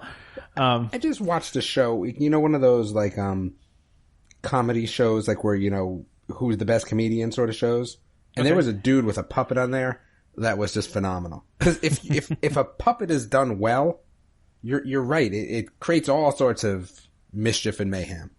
That's why, I guess I'm like, it's funny because it's not a puppet, but I'm like thinking like Space Ghost. Like that's kind of what I was thinking. Yeah. Like I'm thinking Space Ghost, even though that was animated, but like that's not Space Ghost. You're thinking of the show Space Ghost Coast to Coast. Space Ghost Coast to Coast. Sorry. Yes. Space Ghost. Yes. Yes. I'm talking Space Ghost Coast to Coast. And I don't know if everybody knows that reference, but that's kind of what I'm imagining with this, the awkwardness of this. But that was Tom a cartoon. Actually hit something in pop culture. Wow. All right. To put a tab on this one for the show. Oh gosh. I know lots of pop culture, just not the same pop culture as you. just not the Disney part of pop culture, but no, I'm excited for this. I think obviously it's going to matter, like, who's behind the puppets, and I'm assuming they're going to get somebody that's, I don't know how scripted this is going to be, or if this is going to be, improv or whatever it is, but obviously it all hinges on the performers here, right? I'm sure this will be entirely scripted, but yeah, like you said, that it really does come down to who the puppeteers are, but I feel there's a certain amount of pedigree. You think it's going to be scripted, Trevor? Yes. You're talking about interviews. Yeah, but I even like I've seen shows like this where kind of like the example of Space Ghost Coast to Coast is, the interviews, it's still scripted. It's not like an actual talk show. I'm sorry. Yeah. Am I killing the magic? No, you're not killing the magic. I just don't know if I necessarily agree, but okay. Okay. I mean, I'll be interested to see how it works. I mean, I think you can usually tell when, you can tell when you're watching like a late night show and they're like asking them questions that they already know the answer to, you know? There's going to be people on here that are going to hopefully flip the script, right? Regardless, if that's what they plan on doing, right? There's people that are in Marvel movies that all of a sudden seem to just ad-lib, 20 minutes. Yeah, that's I'm hoping they get like really big stars that it almost feels beneath them to be talking to puppets, because I think that makes it even funnier. Whoa! It's never beneath anybody to talk to puppets. I'm not saying it is. I'm saying it feels that way. Okay, so if you had the opportunity to talk to Kermit the Frog, I would talk to Kermit anytime. No, that's beneath Tom. That's not beneath me. No, sorry, Trevor. I'm not a celebrity. Okay, I'm talking like an A-lister, sitting there talking to a puppet. Well, I mean, literally, think about what we're doing. Oprah so we're talks talking to about Kermit, dude. Everyone does talk to Kermit. But here's the thing, though. I get it, but not in that kind of format. Okay, it's a platform for them to literally boost their own shows and their own movies, right? So, I mean, it's smart at the end of the day. No, I don't disagree with you. I'm just saying I'm hoping that's the kind of the people they get on the show. I would assume that they're going to get a lot of A-listers. I mean, it's Disney. They've got, some power these days. But we don't, I mean, the one thing that we don't know, what sort of age range are we talking, right? So, like, if we're talking about, Disney Channel shows versus, well, listen, we can just even say Marvel. Shoot, I feel like Disney owns everything at this point anyway. But, like, if you're talking about Disney shows versus, that's going to be, for me, that's where it's going to be interesting is, do we get everything? Yeah. Or do we just get Disney stuff? And that's where it will be interesting for me is that, and listen, there's a lot of Disney stuff that we could talk about, but it will be interesting, like, kind of how they use that. Because there's a lot of people that will pull ratings. I mean, gosh, there's a lot of people that will pull ratings, but is this for the adults or is this for the kids? Are we looking for, the cast of Coop and Cammy, or are we looking for the cast of, other shows? And that's where it will be interesting. Well, it depends on who they have on, right? So, like, if they have, like Robert Downey Jr. on, kids are going to know who that is just based on him being Iron Man, right? So... but would the topics push the envelope or not? Is it going to be, or is it going to be dirty or not? Right? Is that what we're saying? Like, yeah. Well, I mean, not dirty, but I know. I kind of use like Gravity Falls as a good point of reference, where the show is aimed at kids, but there is a few spots in it that you can tell that the writers definitely pushed it. Like SpongeBob is like that too. Yeah. Yeah. So I kind of hope that happens with the show. I hope that it's it's something that appeals to all ages, but, the context, kind of works on multiple levels. That's what I'm hoping for from it. Well, Trevor, I just talked to the two brothers that created Big City Greens that also worked on Gravity Falls. Ooh, yes. Yeah, it was fun. They were fun people. It was probably one of the first interviews that I did that, like, the Disney people were like, your time's up. No, this is the last question. Your time's up. And I'm like, no, but I have so many more questions. Why don't they have noses? Darn it, I didn't get that one in. Yeah, you see, that's a favorite show of mine. Yeah, Big City Greens. That's another great example. Is that's in the same vein as Gravity Falls. It's one of those shows that we in our house we watch it as well because it's fun for my son, but there's a few spots in it that me and my wife kind of look at each other and go, okay, I get what the joke was there. Well, yeah. I mean, I think they even have that in the Pixar movies, right? I mean, the Pixar movies have a lot of adult jokes in there that maybe I didn't get a certain joke at Toy Story when I was a kid and saw it, but now, it's pretty funny.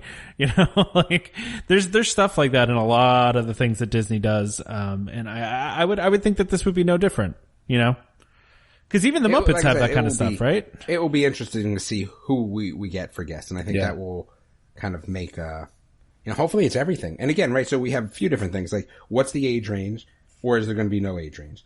Is it just Disney, or is it outside of Disney? But again, Disney owns a lot of the stuff now anyway, so I mean, I guess they could do that. So that's what will be interesting. And the other thing is too, have they talked about, how often it will be? It doesn't say, like, if it's like weekly or, bi-week. I'm assuming it's weekly at least, I would guess. But they didn't say, no. But that's an interesting point too. Being that this is a streaming service, don't Sorry, I the only service I'm subscribed to right now is Amazon Prime, and Okay. that's just because We'll help you along. As I know where you're going, so just you get there and I'll help. yeah. So yeah, my point is, I don't know how often they do release schedules on this stuff. Is it that they dump a whole season at once? Right. So that's the interesting part. So we can talk about Disney Plus too, but just speaking about other shows. So Netflix will dump Stranger Things all at once, but we got a new show which was absolutely phenomenal watch, Rhythm and Flow, which was 2 episodes every Wednesday till it was over. Their shows that they'll do once a week. It really just depends, and I think a little bit of it depends on kind of what happened previously and kind of what they're shooting for in terms of, is it a show where there's a winner versus is it a show that they want people to talk about? Because, The Mandalorian's every week, right? Isn't that, it's not going to be a dump. Yeah. So it's going to be a little different than everything else. And I like that better. Listen. Me too. The problem that I have is my kids will watch Stranger Things, in a day. And I'll be like, oh man, so I'm watching Daybreak, which is on Netflix. It's actually a pretty funny show, right? It's an adult show, but it's funny. And the problem is that my son was done in 2 days and he wants to talk about it. I'm like, dude, I need a little bit more time. More time to watch it. Yeah, I still like the Game of Thrones every week. I still like the every week sort of, schedule. But that's just me. So, Trevor, it can be across the board. It really is different for every show. I think Disney has said, though, they're going to do the weekly as opposed to the season dumps. I think that's what they're going with for most of their shows. But I don't know. I mean, maybe they could also have some where they release the first 3 episodes all together and then do weekly after that or something like that. But I think from what I've heard, all the shows are going to be weekly releases or whatever their cadence is. But they're not going to be whole season dumps that they're doing. So I don't know.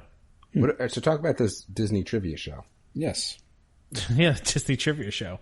That's so open.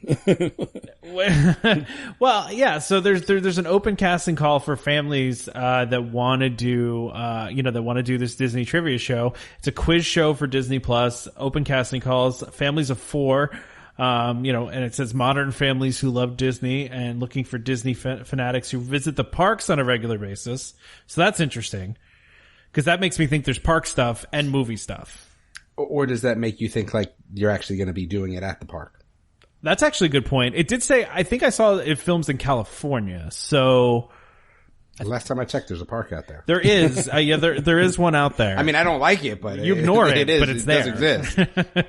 No, I mean, it could be. I was thinking maybe either they're going to ask you stuff about the parks or the prize is going to be a Disney vacation or something. Here's the thing though. If you've ever been on Disney cruise and ever gone to one of these quiz shows on the cruise, you think you know a lot about Disney? You don't.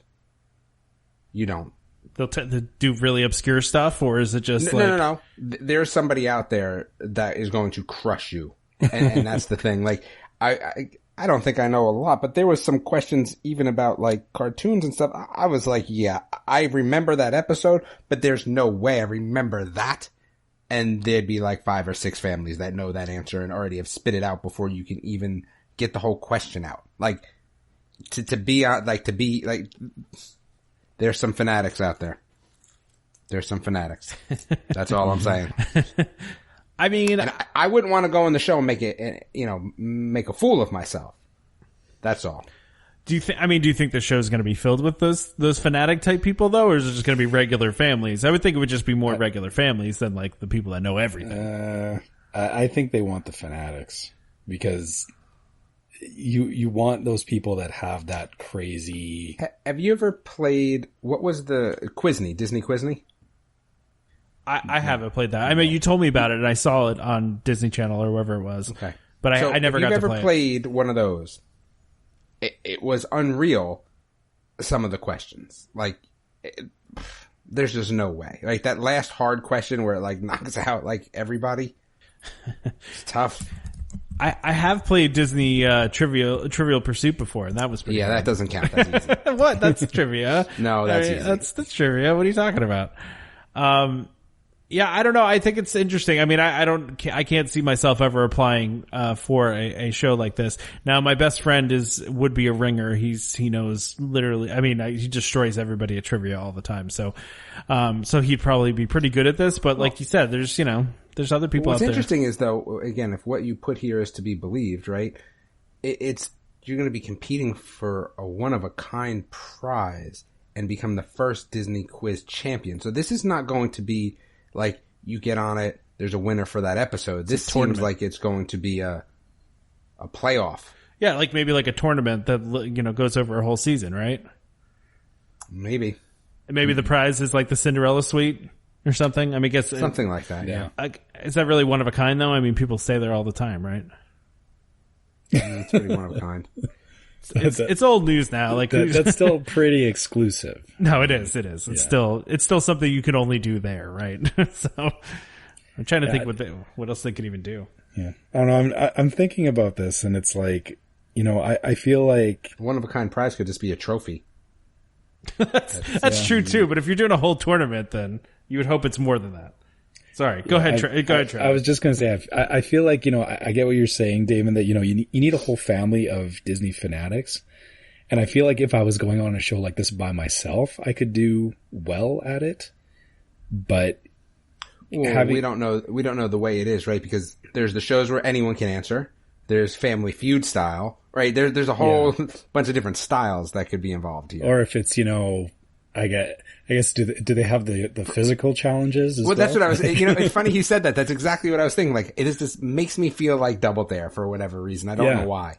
Yeah, that's exactly where my head went, is like those 90s shows where, you had like the pairs. Well, because, you know why? Because it's the family, right? Like, and that's the thing. Yeah. Yeah. I don't know. Families of 4. I feel like it's going to be this round robin style of, tournament. You mean like a whole tournament of this, like until you get to one family that's left? Yeah, I mean, I just don't know how interested I am in that though. Like, it sounds cool, but like, the other thing that annoys me too is I have a family of 3, so I'm automatically disqualified. You could bring a cousin. Yeah, you got to bring a sibling, cousin, spouse. Yeah, well, you'd have spouse, but none of the cousins in the family are good at Disney stuff. Oh yeah, we're the Disney fanatics in the family, so. Yeah. I can be your distant cousin. Trevor, we would all get crushed on this show anyway. I'd still like to take a swing at it. Well, if they do multiple seasons, I want to watch the first season of this at least and see how it is. Yeah.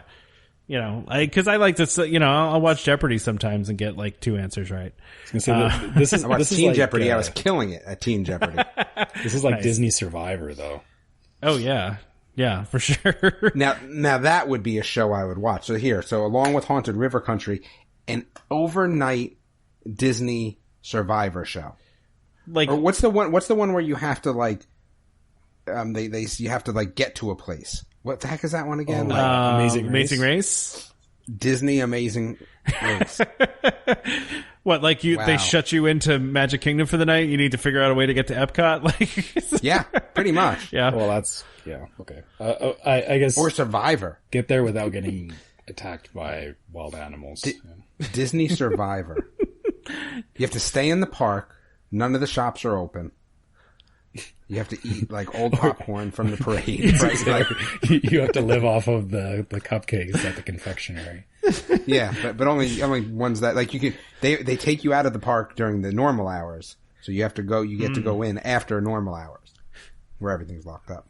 So you have people drinking, Dole Whips that have melted that ended up behind a garbage can. Foraging for food. Foraging for Disney food in Disney Survivor. I would watch that. I would so watch that. Damon, we were saying on the last episode before you were here that we need a Disney security guard, like a version of Cops, at Disney, like where you just follow around Disney security as they like bust people for stuff. Oh, that would definitely be magic ruining, though. It so would. That's why we said it would never happen, but it'd be really funny nonetheless. Yeah, but undercover boss Disney style would be interesting. Well, they're kind of doing that, right? I mean, they're not doing undercover boss, but they're doing it where they're following the cast members around. So, I mean, I'm excited for that show. That's actually one of the shows I'm most excited for is the one where they follow the cast members. But yeah, besides the Imagineering show, which of course is my number one. But I guess if they're going to do an undercover boss thing, like what, I don't know how interesting that could be. Other than my only thought would be, you know, taking one of the executives and finding like the worst possible job for them to do, like the job that nobody wants to talk about. I think I saw that Iger started as like a janitor though. So like he's done it. He's been there. So that wouldn't shock. I guess it would shock him now because he's, you know, worth, hundreds of millions of dollars, but yeah, I just feel like there's something worse than janitor that we just don't know about. Like, there's got to be something behind food trap cleaner. Oh, yeah. Oh, how about I remember when I found a snake on property, the cast member said they were going to call the snake guy. That seems like an awesome job. Yeah. I don't want to be, I don't want to be around snakes. I don't want to be the snake wrangler. Dude, you live in You live in a state where there's an awful lot of snakes, my man. Oh, I know. Trust me.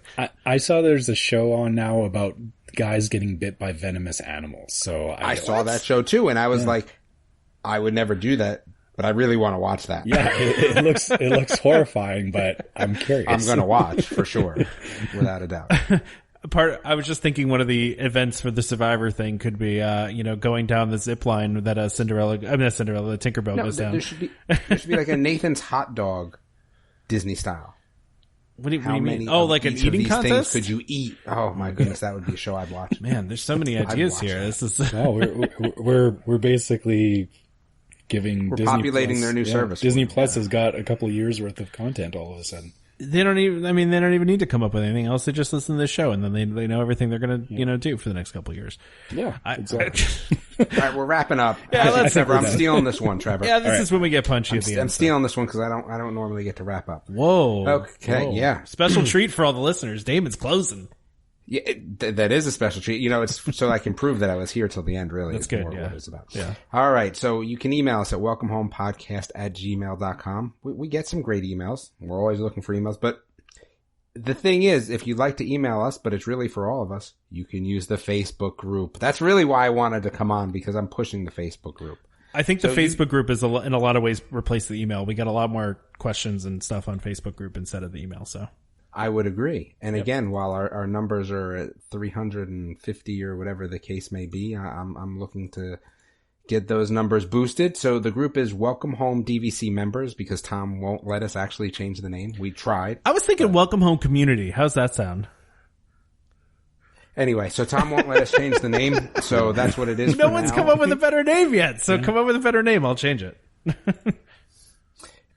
Anyway, so you can also find us on Facebook at Welcome Home Podcast. We have this whole differentiation, right? So everything that's really directly related to the podcast and our show is over at, at Welcome Home Podcast, and kind of just general discussion. But again, you're always welcome to talk about the show is over at our other group. It is a closed group because, again, right, some people that may be posting during their workday would like it to stay closed. So we did that. Or during podcast recordings, Podcast recordings, exactly. So Twitter, don't bother. Instagram, I don't know. Maybe Instagram. I don't know if Tom or Trevor, but I'll be honest with you, it's at Welcome Home Picks. At this point, because we have the Facebook group and the Facebook page, and we're old people, and old people use Facebook, and cool, younger people use Instagram, we're over on Facebook because that's us. The other thing is on iTunes, if you could actually give us a review, click the button for the stars. Anything you can do over there to help us is great, because that just means we get more listeners. Our goal at the end of the day is to have a large community. We're always accessible. We love to answer questions on the show or just generally talk to people. But, a larger community brings in more insight and more discussion. And we are going to make sure that our community is without drama. So you can kind of keep that in mind if you sign up. We will make sure that there's no drama as much as we possibly can between the three of us. There's been no drama so far. No. But again, maybe if we had, 40,000 people, there might be. But we will make sure to take care of this. So not to worry. We keep it very, very fun over at those. But for iTunes, if you can review, that would be great. It helps us get in front of more people.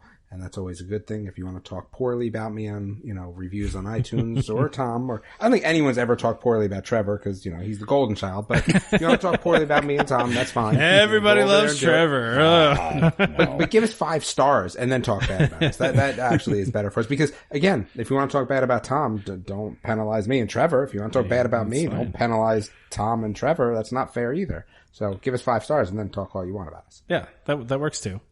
On to you, Tom. Did you mention the store? Our online store? We're really mentioning the store because really the only cool thing are the stuff you can't get in the store. Don't say that. Our shirts are cool. We got magnets. We got stickers. But the cool hats and the cool actual... the polos are pretty cool. Polos are exclusive. But what we're going to do in the future, again, as more people listen, as more people, help us out to become bigger, we will have more exclusive items. While the hats are exclusive currently to people that we see in person, which again eliminates a fair amount of the country, unfortunately. But for the time being, if we see you in Florida, we will try to do that. We will try to do the same thing with other sorts of items and then keep them a little bit exclusive while also allowing you to buy other things that are on the store, which you can find at store.welcomehomepodcast.com. And maybe what we'll do is as we get the next exclusive item, maybe we will then allow the hats to be put into public use. Yeah, and we don't owe it. It's not always in person, right? So there are some people that have contributed to the community in certain ways that we've rewarded with hats and things like that. So, being a part of the community and contributing and, and being, talking to us and asking us questions and, trying to find us in the parks, that kind of stuff. We like to give this stuff out for our really engaged listeners. So if you're an engaged listener, you might get a hat. No guarantees, but just be engaged in the community and be engaged with us and you might get a hat. You never know. So anyway, the thing we did forget to mention though on Disney Plus is the Verizon people. Oh, That's yeah. cool. Verizon gets it free for a year. Yep. I'm not Verizon, so bummer for me. You're really not Verizon? No. What are you, AT&T? T-Mobile. Oof. Oh, no, it's great. Brutal. It's totally great. No, it's really fantastic. We won't even talk about the Canadians. Well, at least you're getting... actually get Disney Plus at all? We do. We get it the same day. But yeah. No promos, no nothing. You were worried that you weren't going to get it at all the same day, though, right? I mean, I was, yes. Yeah. So, but at least you're getting it same day. Our friends over in the UK are not getting it till who knows? Does that really matter, though? Do you really need it day one? I mean, I would like to have it day one, yeah. Well, I don't because I'm in Disney 4 days later, so. That's true. Yeah. Okay. Well, off the rails as usual. This is why people listen to the end, right? This is why you got to listen to the end of the show. So. Well, see, now the problem is that Tom's got to talk for 4 more minutes so we can actually get past the official 2-hour mark. Oh, we need to hit 2 hours now? Didn't you guys hit 2 hours previously or no? I think we might have one time. We've definitely exceeded 2 hours before. I want to say that we have.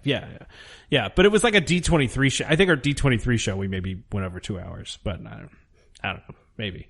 But anyway, don't forget to subscribe to Welcome Home Podcast so you can be reminded every time we release a new episode. You can find us on Apple Podcasts, Google Play Music, Google Podcasts, TuneIn, Stitcher, Spotify, just about any place you can find podcasts. You can find us. Just search for Welcome Home.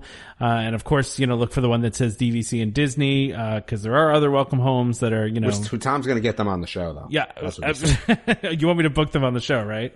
I really do. Yes. I just want to copyright the name and then sue them. You want to copyright Welcome Home. I think somebody's already got that. Oh, you're probably right. Yeah. Welcome Home Podcast though.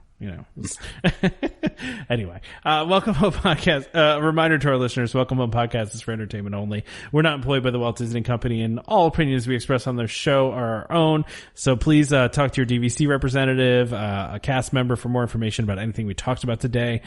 Big thank you to DVC Rental Store for their sponsorship of the show, of this episode. We appreciate their partnership, and again, support the people that support us. I really want to use that service. I want to try it. Yeah. I think it's on my list. On your list to try? Yeah, like I said, next time my parents come with us, I'm definitely going to try it. Yeah, definitely, and try them out. And if if anybody has any feedback about them, and we'd love to hear about it, so we can know how to use it in the future. I haven't done it yet, but definitely something I will use in the future if need be. So reach out to them. Like I said, we appreciate when you support the people that support us. So. Of course, join us next time for more Disney Parks discussion and more nonsense like we do. You're just going to get... Who's our special guest next time? We're gonna have to find a third mic to do this since we're not gonna have. I want somebody from the Facebook page. Oh, you want like a listener? I want a listener. All right. I really want a listener. So whoever listens to the end, you're one up already. Yeah. Whoever listens to the end of this, because I bet some people tune out like as soon as we start doing this ending. Then right? we don't want you. Yeah. Sorry. Not for the show. Gotta listen to the whole thing. We want to talk to you. But yeah. If you listen to the whole thing and you email us at our Gmail account and you have a good mic and you don't have dial-up, we might consider it. All right. I mean, I'm up for having a listener on. I'm cool with that. Maybe we can even do 2 listeners. We can get a little crazy. We can have 2 guests. Oh yeah, because the bandwidth there will be. Well, it records locally, so it's possible. Yeah, we can make that happen. So anyway, join us next time for more Disney Parks discussion and more DVC talk. We hope to see you all real soon. This is Skipper Albert Awol, the voice of the jungle, signing off from Welcome Home Podcast on the DVC.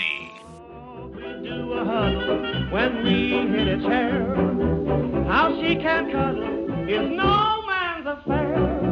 I looked around from pole to pole, found her in a sugar bowl, eating